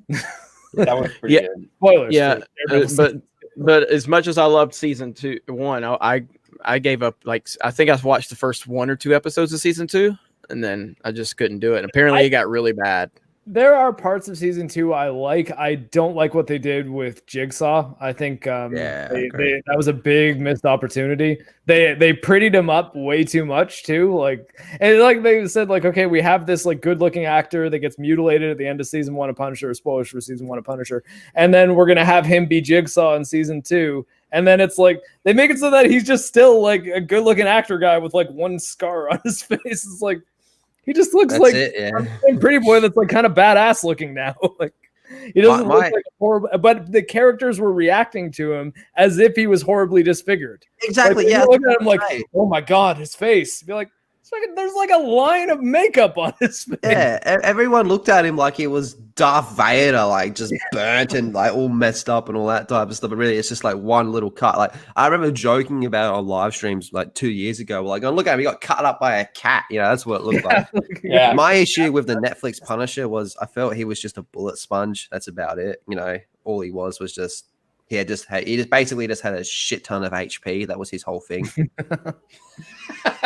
Did the official Xbox account really say DSP? What?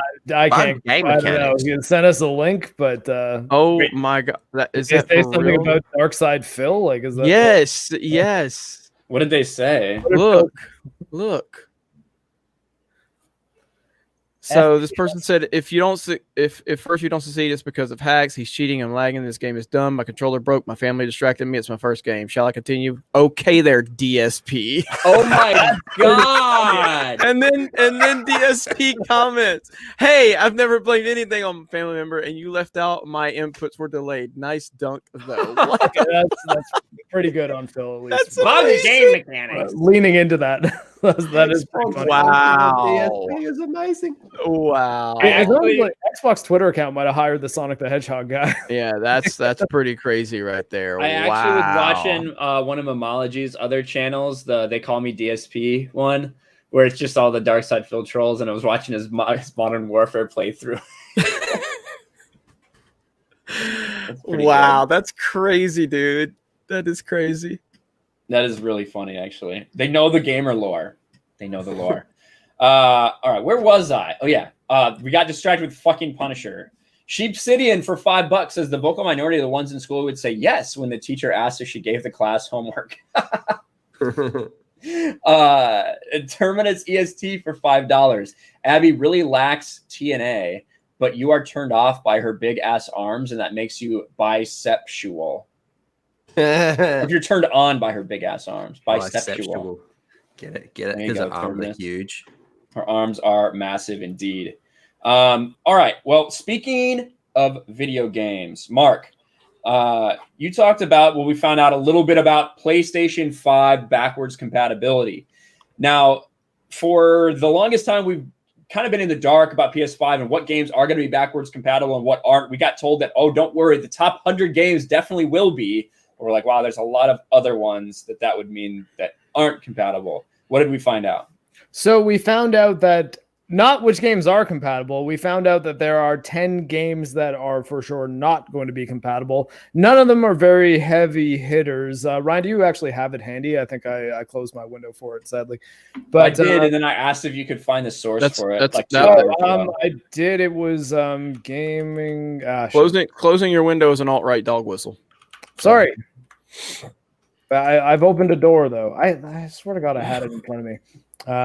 Anyways, okay, give me the biggest one I thought was Shadow Complex Remastered, as far as like there you go. So Shadow Complex Remastered, I think is probably the best of those games that I've played, at least. To be fair though, I haven't really played any of the other ones except for Robinson the Journey, which is a VR game that kind of sucks. It's just boring. I can't believe I'm fucking outraged. I'm not gonna be able to play Joe's Diner, honestly. Yeah. Shadow Complex actually is like really solid though. Like that actually is kind of a hit, but you can play that on plenty of other platforms. My honestly biggest thing that's not mentioned here, but I think there's no way it's going to be backwards compatible, is PT, like the playable teaser for Silent Hills. That is impossible to get now, but I do have it on my PS4 and can transfer it to a hard drive. I would give that to other people then, but because of PlayStation's DRM, you have to be using my account to use it. But that's a really solid game that I'm guessing won't be backwards compatible, because the only way it would be is if literally every PS4 game was backwards compatible on it. And the only reason I say that is because when I upgraded to a PS4 Pro, I transferred my original PlayStation hard drive to an external drive, then back to the Pro, and I was able to play PT on it. So if you could do that for PS5, it should work. But because there are select games that are not compatible, it makes me wonder if those are just the only 10 that aren't going to be, or if those are the 10 that they're admitting to now. And then we're going to find out that others aren't later on when people start trying to play games in their library, maybe like some indie hits or some games that kind of went under the radar, like we were talking about at the beginning of the episode, just to find out that either they don't work at all or they're totally broken when they start trying to play them.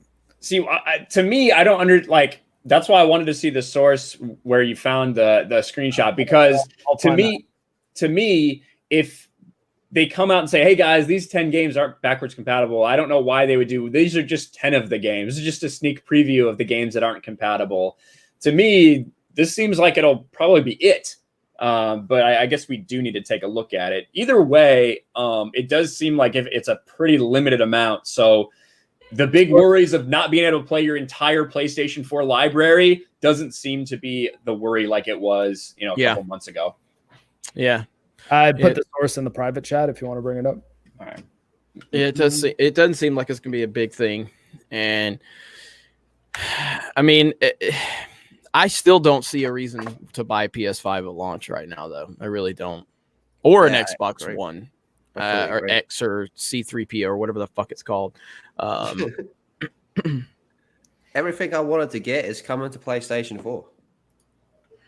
And I think the Series X, right now, what we have as far as we know will actually be a benefit is if you're a person who has a big library of Xbox One and even Xbox 360 games, every single one of those is going to look significantly better on your Series X. So it's more like you're not just upgrading your hardware to get new games, you're upgrading it to play your old games better. And I think that is definitely it's a selling point for sure. Some people seem to be less enthusiastic about it than others, but I think that the fact that Xbox sent out a bunch of Series X consoles to a whole lot of different YouTubers and different outlets, so that pretty much with no games, like they did it specifically so they could play around with Xbox One and 360 games, and most of them were very impressed by the things Series X was doing to the Xbox games. Yeah. Whereas the only people who have played PS5 right now are developers of games and like some Travis Scott. Yeah, like the odd influencer that they've specifically handpicked, and some people that went to it was like an event in Japan where they give you like an hour to play like some select PS5 games, but I don't know. It's not really out in the wild, and sorry, go ahead. Did Young Ye get a PlayStation 5? No, he got an Xbox. Oh, he didn't. They didn't give him a PlayStation 5. Not yet. I don't think they've done that yet. I think he still has to call Trump like 4 more bad names before he qualifies for that one. So he's working on it on Twitter. He must be getting pretty close. Yeah, he's getting close. So. He's on that grind, man. Yeah. Jeremy just here telling Young to stay in his lane. Oh yeah, Young, stay the fuck in your lane. So at the end of the day, it's only because he would never ever open his mouth about another politician. It's only because it's trendy about Trump. And so that's the only reason he feels empowered enough to say it. That's my problem with it. Not his individual opinion. It's the fact that I know that he would never say anything about another politician like that because he's not allowed to. Young out. I do like Young's games news coverage, though. I think he's pretty decent. Although sometimes he does the thing about what that a lot of YouTubers do, where they stretch a 5-minute topic out to 15 minutes by just kind of saying the same things over and over again. And I find that a little annoying. So I find that you can usually watch the first 5 minutes of a Young video and get pretty good coverage. He just doesn't have a fucking he's just boring. Like I like Young. I like Young. I actually do. I actually like Young, for his coverage. So the two are kind of separate. I just at this point, anybody that just runs their mouth about Trump at this point, your opinions mean nothing to me, except for it just shows that you're a follower and you follow the narrative at this point. But I do like his coverage, and I don't really care if people drag things out to 10, 15 minutes. That's the YouTube game. That's not the individual's fault. That's the YouTube game, and you got to play YouTube's game if you want to succeed on YouTube. And there's nothing wrong with that. I just think he's a bit of a spurg on Twitter, but I just don't like listening to him because I do think he's boring. And then he gets to the end and he actually changes his voice and it just irritates me. I'll see you guys on the next one. Young out. I'm like, oh, fuck you. I didn't like your monotone. Now I hate this worse. Brian's sitting there looking at his computer being like, fuck you. Kind of. But yeah, it does seem like this is official PlayStation. This is the source from that article. This is the PlayStation blog. They said these are the only games that will be not playable on PlayStation 5. They did say that it's subject to change and excludes demos, medias, and other non-game applications. But it looks like this is ET. Yeah, it looks like this is a pretty official list, to be honest with you. So yeah, we'll see. And just insert your PlayStation disc into the PS5 and you'll be good. Of course, unless you have a digital one. So I assume if it's part of your PlayStation 4 library, it'll work. Let's see if it says here. transfer digital games. You can transfer and save data from a console using the Wi-Fi data transfer. That's cool. That seems odd that you can't just access their cloud saves. Well, or you can access PS4 games on a PS5 console directly from a PS5 extended storage drive. Or it can just be from your game's library as well. Oh, okay. So there you go. Interesting. But I don't know. Like Jeremy said, someone was upset that we said there's no point in buying a PlayStation 5 at launch. There seems to be only one real reason, and that's for Mark. Yeah, like that's the real irony, that the PC guy who doesn't really want to play on PlayStation at all, if I can avoid it, is the only one who's a big enough Dark Souls fan to actually care about the one decent exclusive that's coming out at launch. Well, I mean, again, if you want to buy a PlayStation 5 at launch, that's totally fine. Like, clearly, our opinions don't mean shit on it. The goddamn thing is going to sell out. The people are going to eat it up. I personally just don't see any reason to buy one at launch. If you do, more power to you. Well, we had Twisted on last week, and he's already got his coming. Mm-hmm. Yeah. So yeah, I mean, more power. If you really want to play Spider-Man, if you want to, like, that's about the only reason I can see to play Spider-Man. Not Spider-Man Miles Morales, but if you want to play Spider-Man remastered at 60 FPS, I could see buying a PlayStation 5. I suppose. With the CW's Peter Parker. Yeah, with CW Peter Parker. Yes, exactly. That's brilliant. That'll be interesting.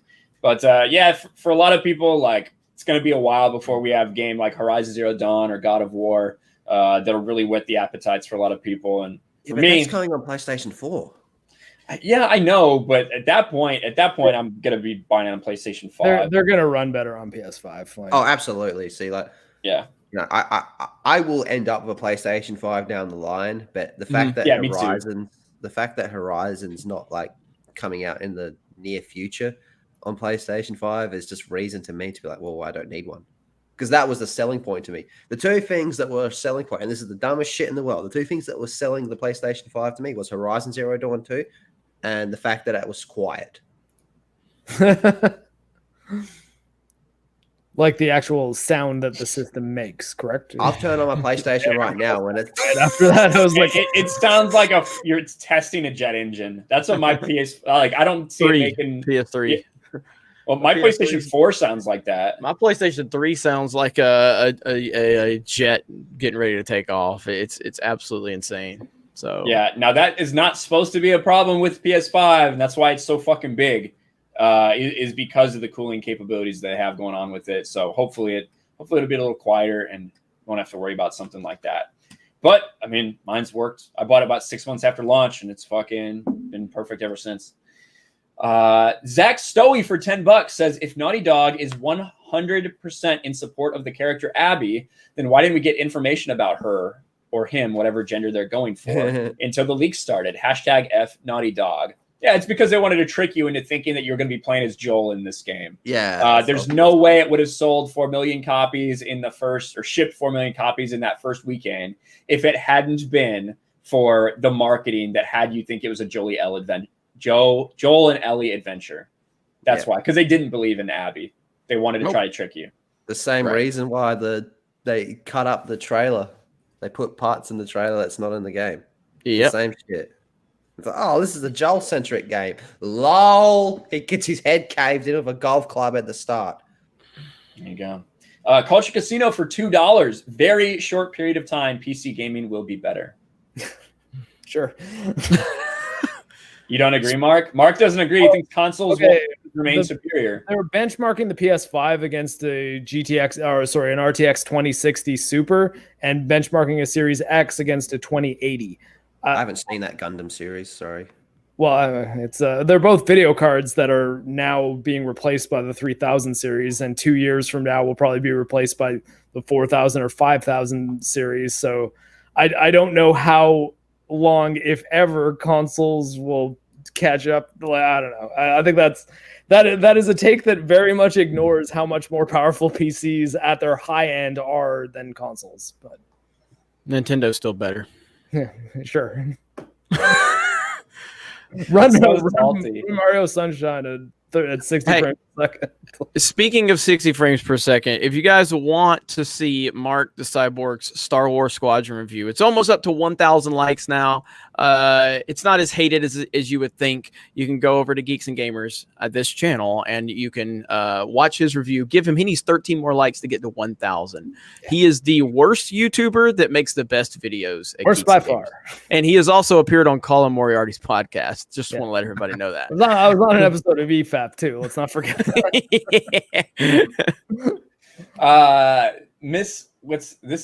Misanthropic one for $20. Yo, Jeremy, just showing a player some love. Shout out to Ryan as well. He has me dying of laughter on the Sports Wars videos. Love y'all. Hell yeah. Thank you, Misanthropic one. I get so many fucking DMs about people mad about our Sports Force. Oh shit! It happens to me on Instagram. Like yes. I'm hey motherfucker, like holy shit, man, they are mad as fuck. Like LeBron built schools for people. I'm like, I don't give a fuck. These bronze sexuals, man. Bronze sexuals, they cannot take it when he loses. And you see, even when LeBron chokes at the end of a game, it's always everyone else's fault. It's always everyone else's fault but LeBron. Always. God, fuck these losers. But anyway, speaking of video games, and thank you guys so much for the super chat. Thank you for the big support all the way through here. But speaking of video games, did you guys have anything else you wanted to talk about before we get into what we've been playing today? Well, we are working on potentially this Tuesday. We could be playing Among Us on the Geeks and Gamers Twitch channel with the Friday Night Tights crew. More information on that over on social media on our Geeks and Gamers Twitter and everything like that. But so hopefully Gary, Az will be there, Comics will be there, myself, Ryan. We'll see if Quarter Black can make it. We'll see. I don't think Odin's going to be available. I'm sure we'll get Krista and some of the girls on as well. I'll try to get Mark, even though Mark is the fucking worst fucking Among Us player. Jeremy ran at me suspiciously. Hey, if there's 3 people left, I will hit that button. You will, and you're like, "What do you want, Mark?" Well, because Jeremy ran at me suspiciously. Who understands that if one person gets killed with 3 people left, then you lose the game. Here, what Jeremy needs to learn how to do: finish your tasks. Hang on. Here it is. Let's see. All right, let's play it right here. Here it is. I'm gonna do a screen share. Boom, boom, boom. Share audio. Here we go. Here's Mark being stupid. All right, here we go. Dog. Thank you to B Carswell. Says, what now? Tugs. Mark. Krista ran at me in the meeting room. I wouldn't have what called. What do you mean? I saw you there. He's such It's him. Oh my God. It's Mark. It's Mark. I'm voting Mark. Okay, well, you lost the game for us then. What? It's Doug's? I didn't even vote. Mark is so dumb. Again. Am I dumb because I'm standing there right beside the emergency meeting button? There's 3 of us left, and Krista runs at me. All she would have to do to win the game would be to just kill me. Hang on. Is this it? Is this the one? My only possible defense was hitting the emergency meeting. Krista, you know it has to be Tugs. Krista, you know it has to be. Hang on. It's this one. It's this one right here. Oh, Jesus. All right, Mark. Why did you call this meeting? Jeremy ran at me suspiciously fast. Oh my God!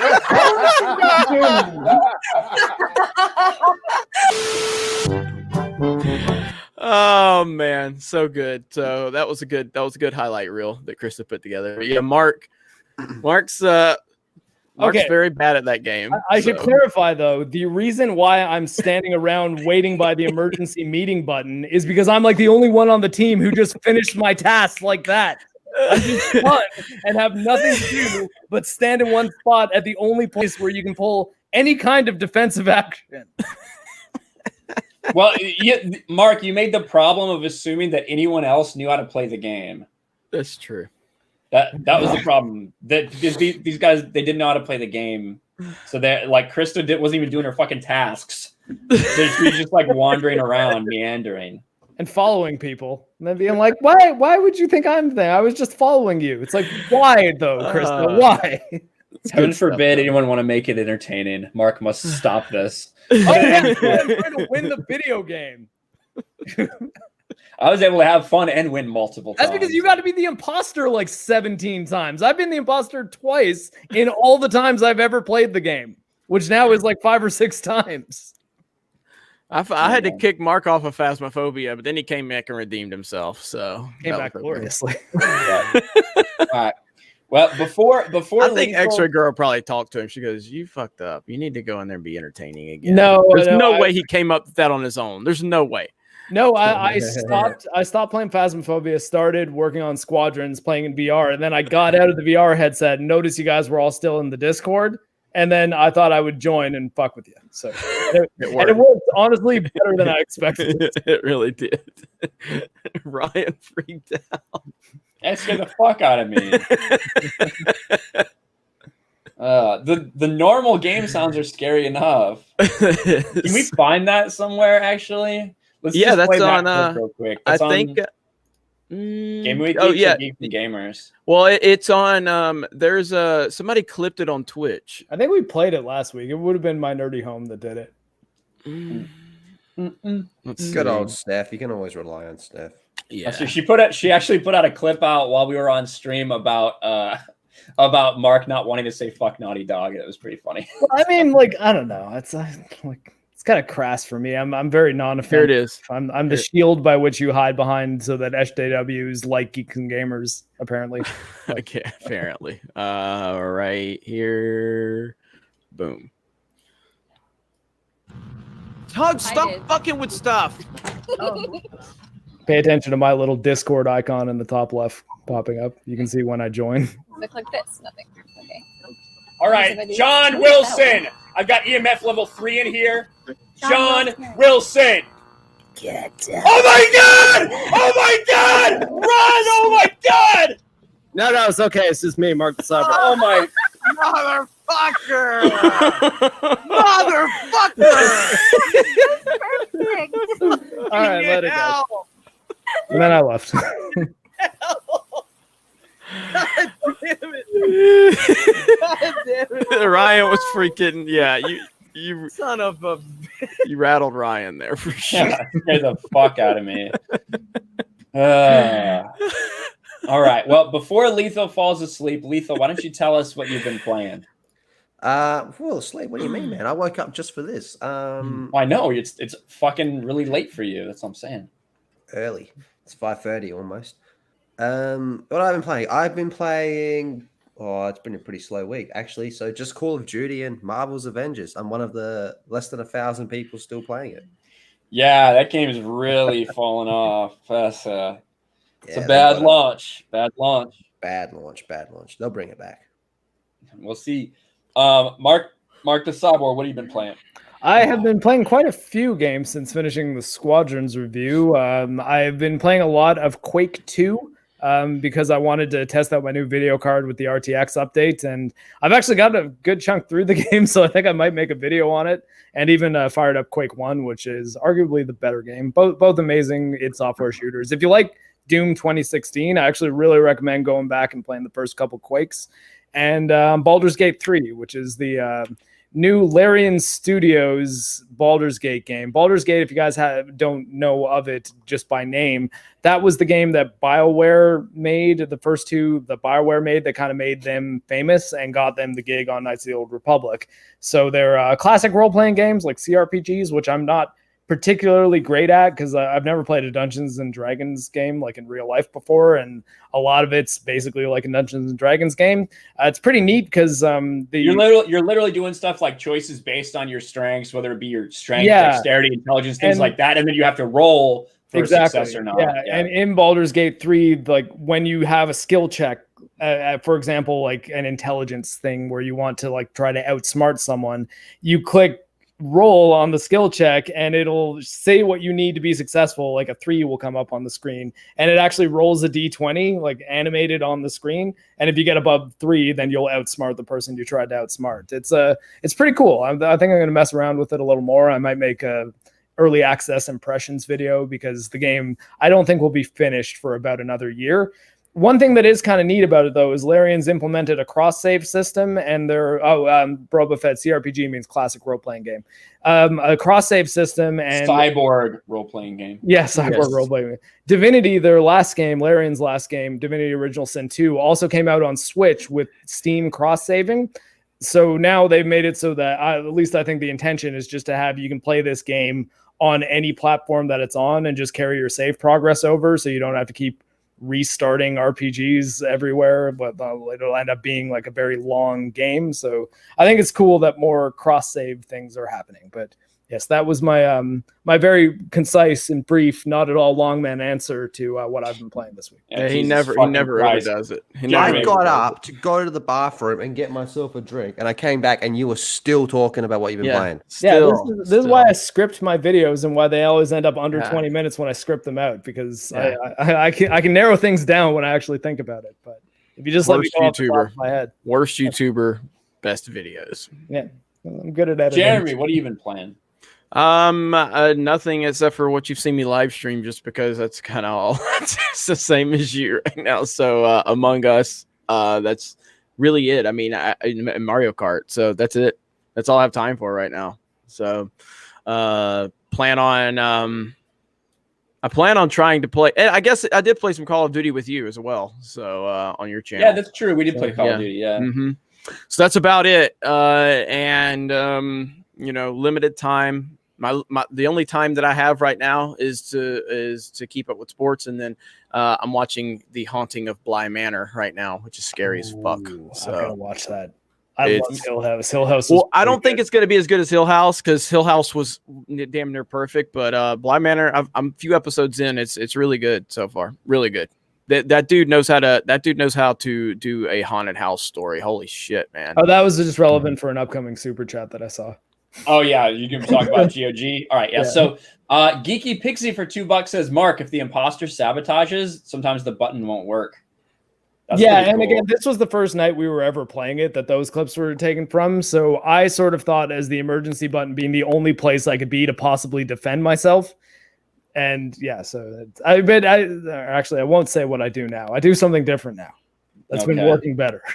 We'll see. The John Beck for $2 says, screw Steam. By the way, Trails RPG are on GOG.com. What do you have? I'm so happy you asked, because they're you see right next to Soul Reaver 2 is Trails in the Sky, Trails in the Sky 2nd chapter, Trails in the Sky 3rd chapter, and Trails of Cold Steel 1 to 3, all on GOG. So that is where I've been playing them, except for Trails from Zero and Trails to Azure that you basically have to get on shady Asian sites because they're not officially localized, and then you have to play them with fan translations. But both of those games are actually also very good.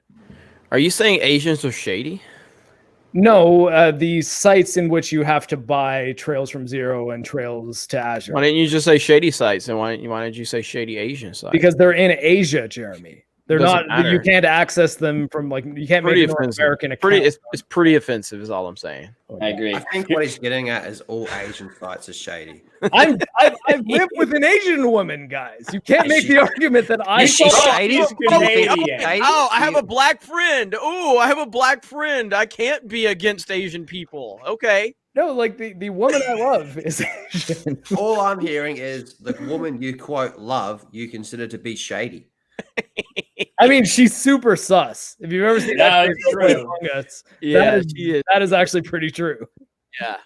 Here's my GOG. It's not quite as full as Mark's. I do have Cyberpunk already pre-ordered though, and all the Witcher games. They lied to us, Ryan. They lied to us. The people in Iraq. I hate CD Projekt Red. I hate them. That's why I've pre-ordered Cyberpunk on 2 fucking systems now. And also all these old Starfighter games. These games, they don't have pronouns in them, just so you guys know. And I have a clip of the GOG version of X-Wing Alliance in my Squadrons review, as well as Rogue Squadron as well. And Ace Azamine. That's right. But I've been playing. I don't fucking know. I've been playing Call of Duty. I've been playing Mario Kart. I've been playing. I don't know, a bunch of random shit. I can't even remember. Ghost of Tsushima. That's about it. Another super chat from the John Beck. Mark spelled incorrectly. Did it correctly. Like Bernie Mac said, you got to say Chinese mofo, not mofo Chinese. Want to get you in trouble. The other one describes the motherfucker. But yeah, the Trails to Azure, the second one in the Crossbell arc, is only available on like the Chinese version of Steam, but not actually Steam. It's like a 10 cents, I think, owned equivalent. So I went around that in order to acquire that game. There you go. We have a poll in the chat right now. One in the chat if you want Jeremy to go back to the old background from Lethal. So I guess we'll see what happens to the chat here. This is wild, everybody. He put 2 in.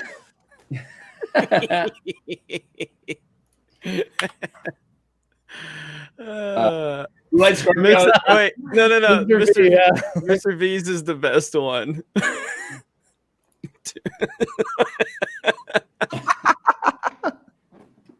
I like Blue-Eyed Scorpio says, I only vote in person. Don't steal this, you foreign fuck. Yeah, no mail-in ballots accepted. Send in a naked ballot, whatever you do. The celebrities will be angry. That's true. Can we about that? Is for like the longest time, for the absolute longest time, I always said that I would fuck Amy Schumer if given the chance. But after seeing that video, even I'm starting to doubt that I would do it. Well, Amy Schumer, like 15 years ago, is much different than Amy Schumer now. But Sarah Silverman, though, is holding up. Yeah, she got some titties on her, She was holding up her tits. All right, what Before we leave, I just want to I ran across this on Twitter, and I think it's just we need to give some respect to Tim Burton's Gotham, because that is fucking awesome right there. Tim Burton's Gotham is fucking badass. That's actually the town that the Mandalorian's walking into in the trailer. That makes me want to watch Batman 89 again. Batman 89 still holds up, and Tim Burton's Gotham just so awesome. I think that's one thing that he definitely did better than Nolan is Gotham. That is just awesome. Gotham is just Chicago Art Deco. Yeah, Gotham is like a real character in Batman 89. It's badass. I love it. Interested to see how it ends up in the Batman, because they're definitely kind of going for that little more gothic feel. That's what it seems like. So, yeah. Even though I don't know, maybe Robert Pattinson's out. Matt Reeves is done. Matt Reeves is done. So, oh my god, how fucking retarded can you get? All right, but thank you guys. We do appreciate y'all hanging out. Do you have any last words, Jeremy, with your background? Yeah, I'll probably keep it because people are complaining about it. So maybe I'll put a picture of Tim Burton's Batman behind me. Just put something universally loved. Yeah, I think behind you. You know what? I'm gonna tear all of it down. I'm gonna tear all of this down. I'm just gonna put a stand up of Donald Trump behind me, and that's gonna be my background. Just a white wall with Donald Trump. Be better if it was Biden, like leaning over here. Sniffing Biden. You need a sniffing Biden standard. You put up a Zack Snyder Jesus on your wall, Jeremy. No, that would forgive all your sins. I got you.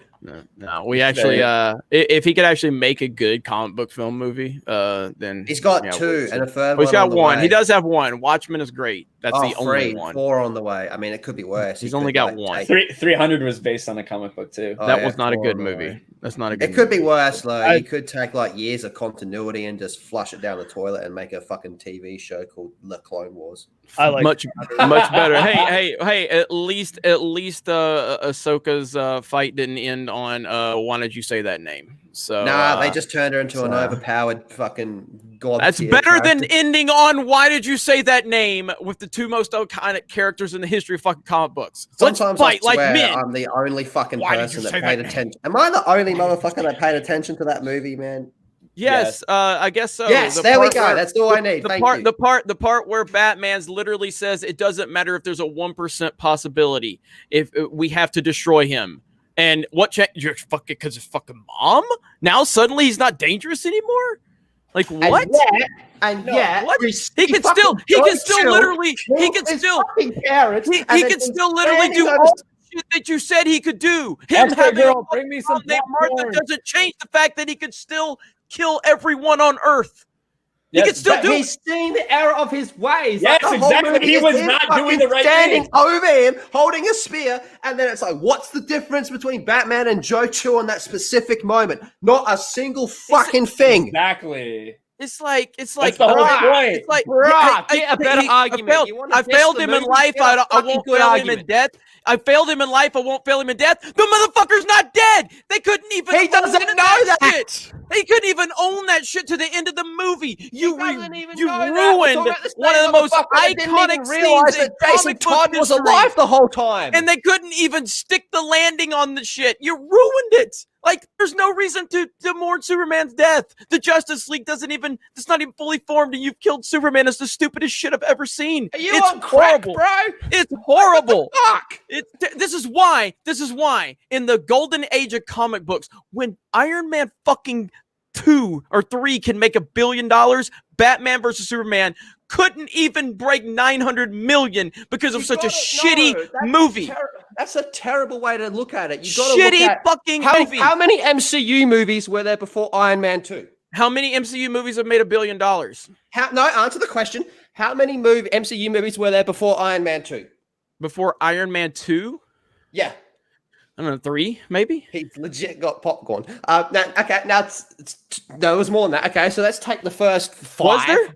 Yeah. Okay. Iron Man, Incredible I'm not the Hulk. biggest MCU fan, so. Well, Okay, so take the first 5 MCU movies and compare them to the first 5 DCEU movies and count those numbers. Are you comparing B-level characters to Batman and Superman right now? I'm comparing an established universe to one that's Batman just is starting. an established fucking character in pop culture. At the point in time when Batman vs. Superman came out, Batman came off the Dark Knight trilogy, the best run ever on film. Scott Snyder's run on comics was killing it, and the Arkham games were killing it. Batman is the most relevant comic book character, period. That doesn't translate to movie, though. You can't say because the comics were doing good and the video games were good and the last movies were good. So It was the second Superman movie. You got to have the transitional period. So you got the people being like, "Oh, that's not Christian Bale. That's not Christopher It was Nolan." the normies don't fucking know the difference. They just see Yes, fucking they Batman. do. They look at, No, dude, they normies, don't. Normies look at that. and Normies go, don't "Oh, know that's the not fucking difference. Yes, they Normies do. have We're talking no about the same idea. fucking people. Normies didn't even know. Normies didn't even know Katie Holmes wasn't even in the fucking Dark Knight. They thought that ugly ass bitch was Katie Holmes. They just thought that's what Tom Cruise did to her. They just thought that's what Tom Cruise does to a fucking woman. They didn't even know Katie Holmes wasn't even in it. Normies don't know this shit.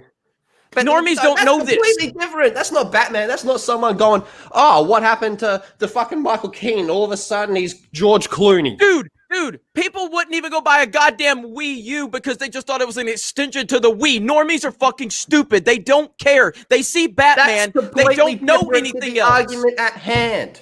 Batman sells. And the fact that Batman and Superman in a movie for the first time ever could not even do coming that off Man of Steel, which already pissed off a shitty movie.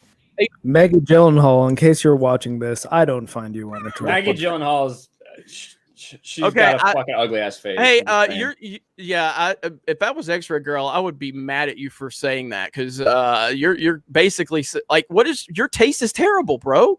And Maggie Gyllenhaal fans are retarded. Like even I was just trying to Maggie Gyllenhaal. I didn't say I wouldn't. I'm gonna Google who that is. I'm gonna Google so I can get it. She played a hooker in some Showtime thing. She sucked some dude's cock. And to be fair, my compliment was she's not unattractive. She's very unattractive. That scene where Heath Ledger's Joker says, "Hello, beautiful," and you are beautiful. You're like, God damn, Nolan. Fuck. Get some self-awareness. She's not. Ew. Yeah, ew. Oh, I don't know about this one. Yes, Jose Hernandez. Superman is the most recognized character in the world, and Batman is the most popular character in the world. There is no excuse for Batman and Superman to be in a movie and it to underperform other than it was a shit movie. That's it. That's essentially it. There's no other excuse. We live in an era where fucking Iron Man can make $1 billion. So by your logic, Justice League You think Justice League was better than Batman and Superman, right? I said it was a bad movie, but it was better than both Man and Man of Justice Steel League. Justice League. Yeah, why did it only make $600 million? That's because really it was weird. coming off two terrible fucking movies. Had Batman and Superman in it. Because it was coming off two terrible movies. Why it did the doesn't Dark matter. Knight? Wait a The minute. normies Wait a minute. don't care. The normies don't care, Jeremy. They don't care. Wait a minute. The normies Because don't pay context. attention. Dude, context, okay? The Dark Knight Rises made more money than The Dark Knight. On no planet is it better movie than The Dark Knight. But the momentum of The Dark Knight elevated that film because of how many people loved it. On no planet is The Dark Knight Rises better than Batman Begins, but Batman Begins is what started it. But look at the momentum. Superman, Man of Steel, all that marketing, all of that money, huge opening weekend, and it flustered out. It didn't have long legs because it wasn't a good fucking movie. People did not like Man of Steel, generally speaking. There was no momentum for the sequel. Nobody fucking cared. People did not like these movies. That's why people didn't go see them. By the time we got to Justice League didn't fail opening weekend because it was a shitty movie. Justice League failed opening weekend because the two movies prior were dog shit. No one even saw Justice League, and it failed opening weekend. That's the same reason Solo failed opening weekend, because people were so tired of Star Wars already. Solo didn't fail because it was a bad movie opening weekend. It failed because Star Wars as a brand was fractured. This is why Justice League failed opening weekend. Opening weekend was an indictment on Zack Snyder's universe up to that point. That was why it failed.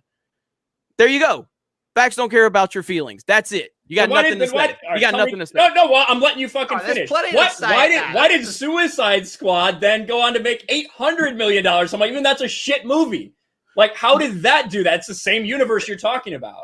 That's not the same continuity per se. That was not advertised. That was advertised as a Guardians of the fucking Galaxy of the DCEU. It's the same. It was advertised as a Marvel Cinematic Universe film to the normies. That's how the marketing was for that movie. But normies don't matter. Normies don't pay attention to that. They do. You have to do the dumb, loud, fun shit. I did. Why do you think no one went to see Batman versus Superman? Why? Why do I think it made $900 million at the box office? Is that what you're asking me? Yes. Why do I think it made $900 million at the box office? Why did it only make? Are you telling me that it performed up to expectations? Are you telling me that was their expectation to put Batman and Superman in the movie the first time? And they said, let's shoot for that $890 million mark, boys.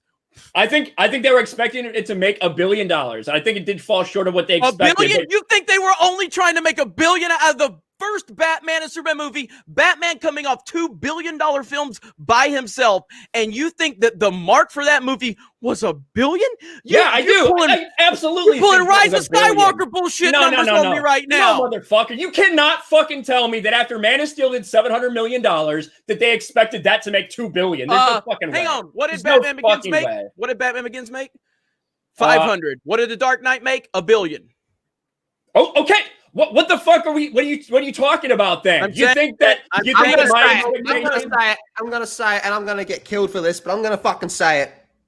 Dead actors sell.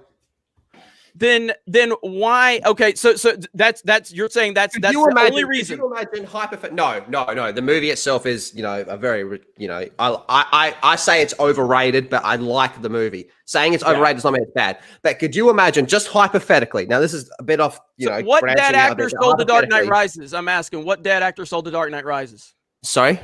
What? Who? Say it again. What dead actor sold The Dark Knight Rises? I was coming off the hype of the last one. Okay, so what? So they just went because of the dead actor or the great movie? Because if you're gonna say that The Dark Knight succeeded mainly because of Heath Ledger, but then you're saying that The Dark Knight Rises succeeded because of how great The Dark Knight was, you can't have it both ways. So which one was it? You're gonna tell me about having it both ways when all of a sudden it's normies do matter. When do I say that normies don't think about details? Normies see bright lights and pretty faces and Batman. They don't look at the details. That's why I said Suicide Squad sold, because it was marketed as a fucking MCU movie, which is exactly what normies were going to flock to.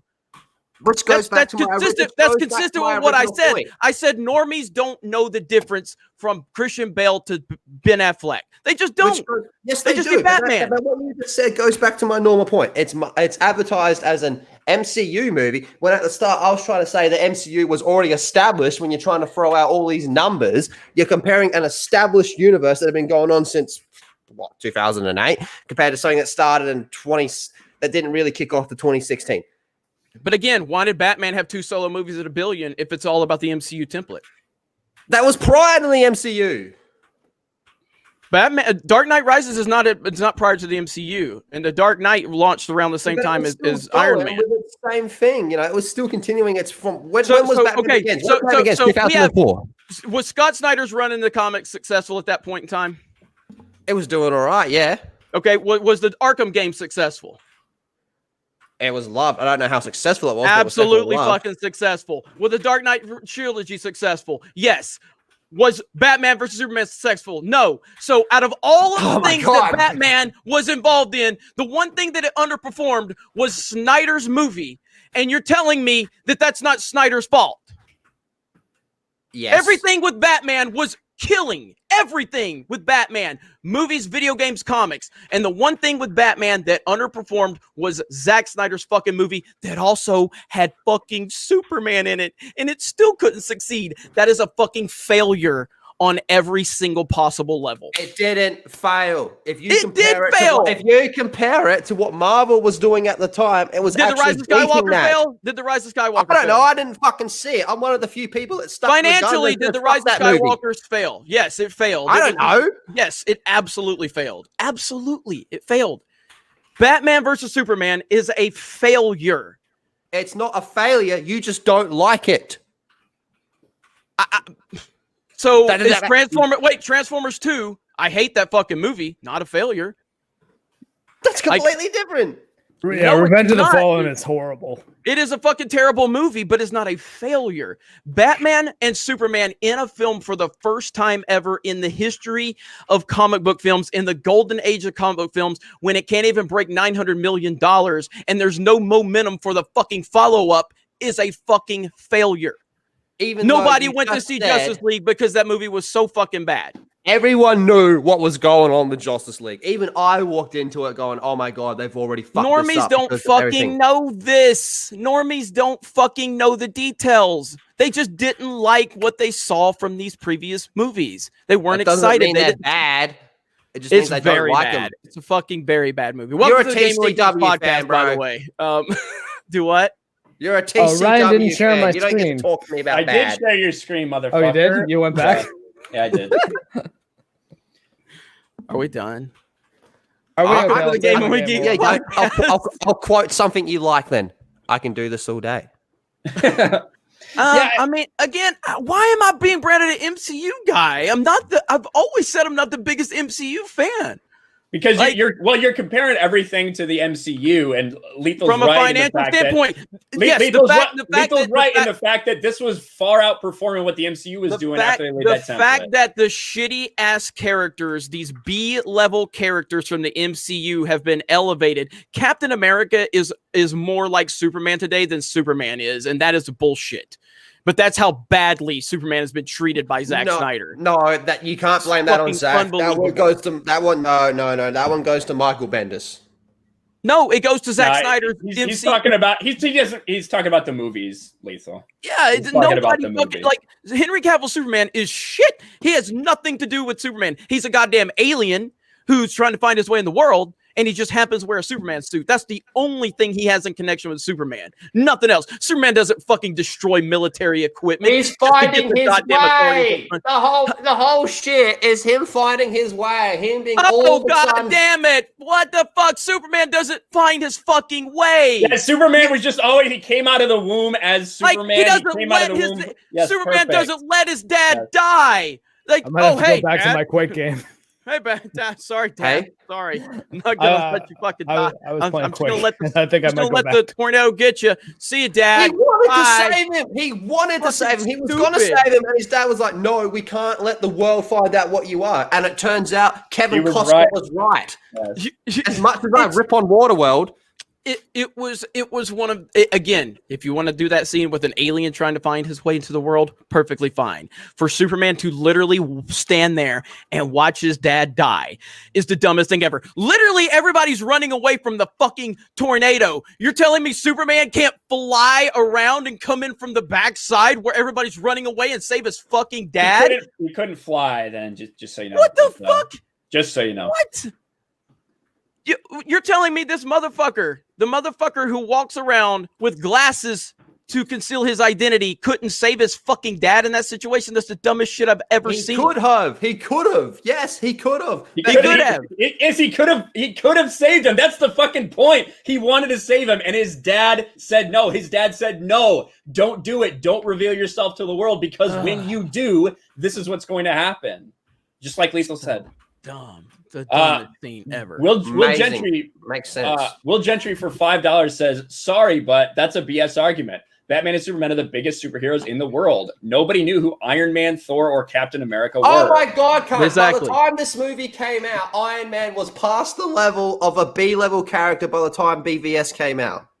Right, but he wasn't when the MCU launched. And Iron Man, the first Iron Man, when Iron Man was still a B-level character, fucking shook the world and made a shit ton of money and made a lot of people happy because it was a, wait for it, good movie. And yet, when you compare it to the start of the DCEU was outperforming it. Because it's built off of the most iconic characters in the world. Of course it's going to be better to start. How the fuck can it not be? It's got Batman and Superman, the most recognizable superheroes of all time. And it's not even close. So to say that it was ahead is obviously, that even helps my point. That helps my point. I'm using your argument. Your argument was how it's comparing. And I'm like, okay, let's fucking compare them. They're making more money, yet they're a failure because their characters are better, so they should be making even more money. No, but I that's don't what like Jeremy's Disney saying. Star Wars, but Disney Star Wars is making money. Again, we're seeing the negative trend on Disney Star Wars. We're seeing a net positive trend on the MCU. From the moment it started, Disney Star Wars has done nothing but go downward. From the moment it started, the MCU went nothing but upwards. From the moment it started, the DCU has seen a decline. It's kind of, well, it's not necessarily, it's an up and down. It's a very inconsistent situation with the DCU, which falls right into Zack Snyder's storytelling. Inconsistent as fuck. And so yet all the ones he's connected to are the ones making money. That's not, what? I said it. All the ones he's connected to are the ones making money. That's Aquaman? his Aquaman. That's his Aquaman. How is that his Aquaman? He had not. Did he have anything to do Him with the actual film? Him and James Wan worked. He was an executive producer. Wait a minute. I have heard nothing. I have heard nothing from the Snyder crowd other than Aquaman was the DCEU moving in an MCU normie direction, even though it was Snyder's. And that was probably Wonder Woman that started doing that. Well, yeah, I mean, Wonder Woman was Captain America. Let's face it. That's the entire point of the DCU, that these characters were supposed to all feel different, right? That was the entire point of it. And so when he casted Gal Gadot and then produced Wonder Woman, when he casted Jason Momoa and then produced Aquaman, right? That was all a part of the DCEU. But oh no, that's a bright character. I have seen most Zack Snyder movies. Aquaman has no relevance to any storytelling or tone that Zack Snyder has ever put on screen. Not one. Well, that is not his Aquaman.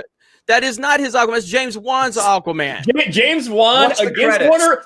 Listen to this. James Wan against Warner Brothers' wishes showed Zack Snyder early cuts and got Zack Snyder's advice on what to do. Took these things to Zack Snyder because it was creating the character from his universe. Like, against Warner Brothers' wishes, he was doing these things back in 2018. Okay, that's totally fine, but I've seen Watchmen. I've seen Batman vs. Superman. I've seen Man of Steel. I've seen 300. I've seen Dawn of the Dead, and I like Dawn of the Dead a lot. And Aquaman is total moving away from Zack Snyder's vision. Moving away from it. It's not. This is like Chris Nolan, right? Because Man of Steel was, Chris Nolan movie. Yeah. A Nolan movie, right? Yeah. But it definitely has Zack Snyder's feel all over it. You would agree, right? It's the same way that doesn't feel like a Nolan movie, because it's Zack Snyder directing it. Even though Chris Nolan it has does feel like a Nolan movie. No. Man of Steel absolutely feels like a Nolan movie in tone and everything like that. It absolutely feels like a Nolan movie. The breakdown in it is it absolutely. It's got Nolan written all fucking over it. The dark tone, but it's dog shit. I hate that movie. Okay. Yes. Again, I'm not sitting here saying just because Nolan's name is on it. This is why I try to force myself to like that dog shit movie, because Nolan was the producer. I tried to force myself to like this movie. I fucking hate it. It's terrible. And it has Nolan all over it. All over it. Nolan had to fucking approve Zod getting killed. So of course it's got Nolan's name all over it. What are you talking about? Literally, he had to approve it. Zack Snyder and Goyer had to get Nolan to sign off on Zod getting killed in the end. Without Nolan's approval, that scene doesn't happen. So, of course, Nolan's all over it. And it feels like a Nolan movie. Nolan was heavily involved in it. The movie only exists because Nolan made it happen. So, Experiment 626, Stitch in the chat. I don't think you've been paying attention to the whole Warner Brothers situation that's been going on. On the plus side, I just beat the Grizzly Grotto in Quake. We got to wrap this shit up. We got shit to do. Welcome to the DCEU Battle Podcast. Anytime me and Ryan and Mark's over there eating peanut butter in the corner, talking about processors and graphic cards. I was eating popcorn and playing a game from 1996 with a graphics card from 2020. This is what we do, though. We talk video games and then we argue about fucking movies. Emperor Billy Ritchie says, I agree, Jeremy. When they introduced Anne Hathaway in Dark Knight Rises, that was a much needed update. Pissed that they canned Katie Holmes. So they didn't can Katie Holmes. Katie Holmes was trapped in Tom Cruise world. From my understanding, I believe that she just didn't want to be in the Dark Knight, and that was when she was in Tom Cruise world, so they had to recast her, to my understanding. Tom Cruise world. Yes, that sounds horrible. So but yeah, Maggie Gyllenhaal, she's so bad. She's so bad in the Dark Knight. So that's a very distracting thing. Creed Nation for $5 says, personally, I liked Solo, kind of, but I actually thought Rogue One, which I think is an okay movie, had a better story than Solo did. Just my opinion. I think Rogue One had a really boring fucking story, but it's better than Solo. Rogue One's better than Solo. I never even finished Solo. I think it's 15 minutes left. Solo's not offensively bad. It's just really boring. It's pretty bad. Yeah. Solo's just like, hey, let's take every line that Han Solo ever said about anything that wasn't directly related to what he's actively doing at that moment. Every fucking throwaway line, and we'll pretend it all happened in a 30-minute span. If you're an EU fan, Solo's a piss in the face. Yeah, it really is. So yeah, but Rogue One, I never liked Rogue One as much as everyone else did, but I can't deny that the last 45 minutes of the movie are pretty entertaining. But everything that gets us to that point is really bad. I like Rogue One. Rogue One's my favorite one. Rogue One with the Death Star weakness was an intended flaw put in by a guy who was forced to work on the design of it, but wanted it to be destroyed. It's pretty good. Like I can't take that away, but that is quite clever. I agree. As much as I rip on Rogue One because it's a rip off of Dark Forces, I still like the movie.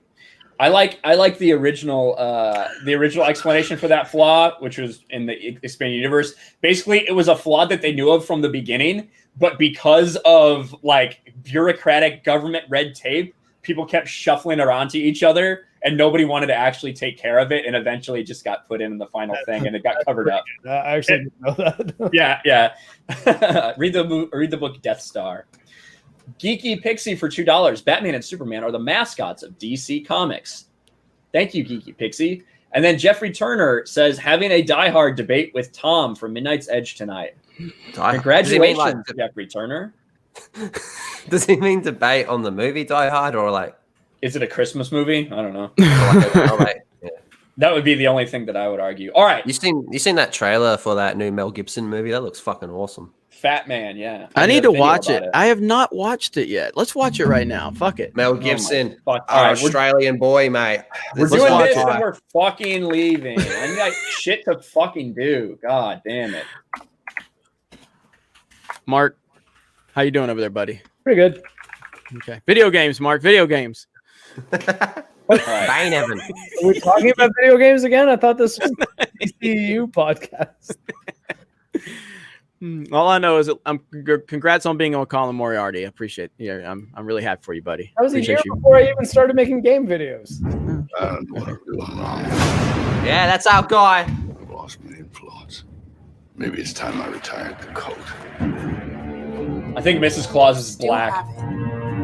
Some kids with a deer rifle put 2 holes in the sleigh, one in me. All I have is a loathing for a world that's forgotten. The United States military would like to procure your services. This is a one-time deal, gentlemen. How are you, Mike?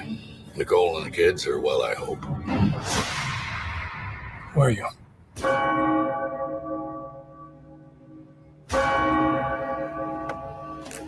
Frank the Bunny, this is Fat Man. This is our national treasure. You just lost a big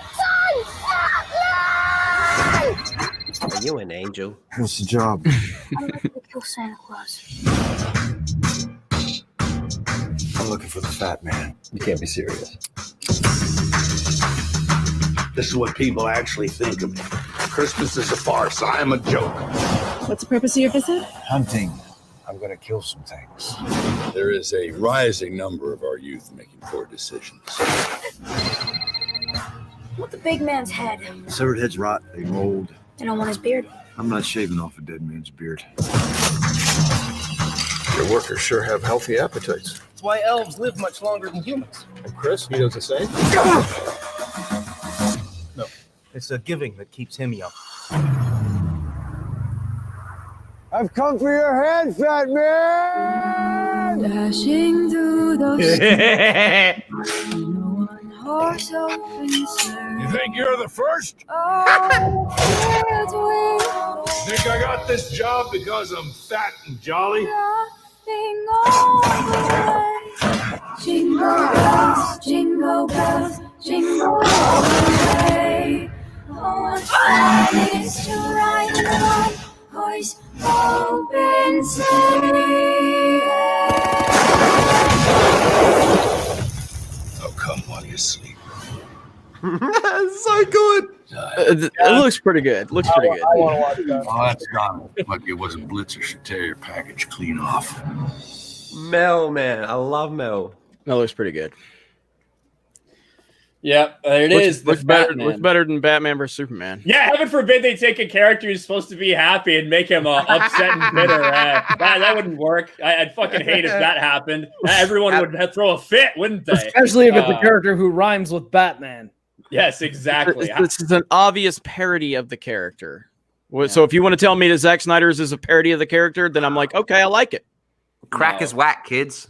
There you go. Exactly. So Ryan has confirmed that Snyder's DCU is a parody of Superman. I'm fine with that now. No, that's what Jeremy said. Love it. Jeremy said, Great job. Great job, Zach. Not it's what a I parody. said. But It's a parody. I'm okay ironic. with it. It's ironic that this fucking take of this character everyone's freaking out about, and I'm just kind of like, I guess it's whatever. I guess we'll see. And everyone's freaking out because, oh my gosh, it's a different version of Santa Claus.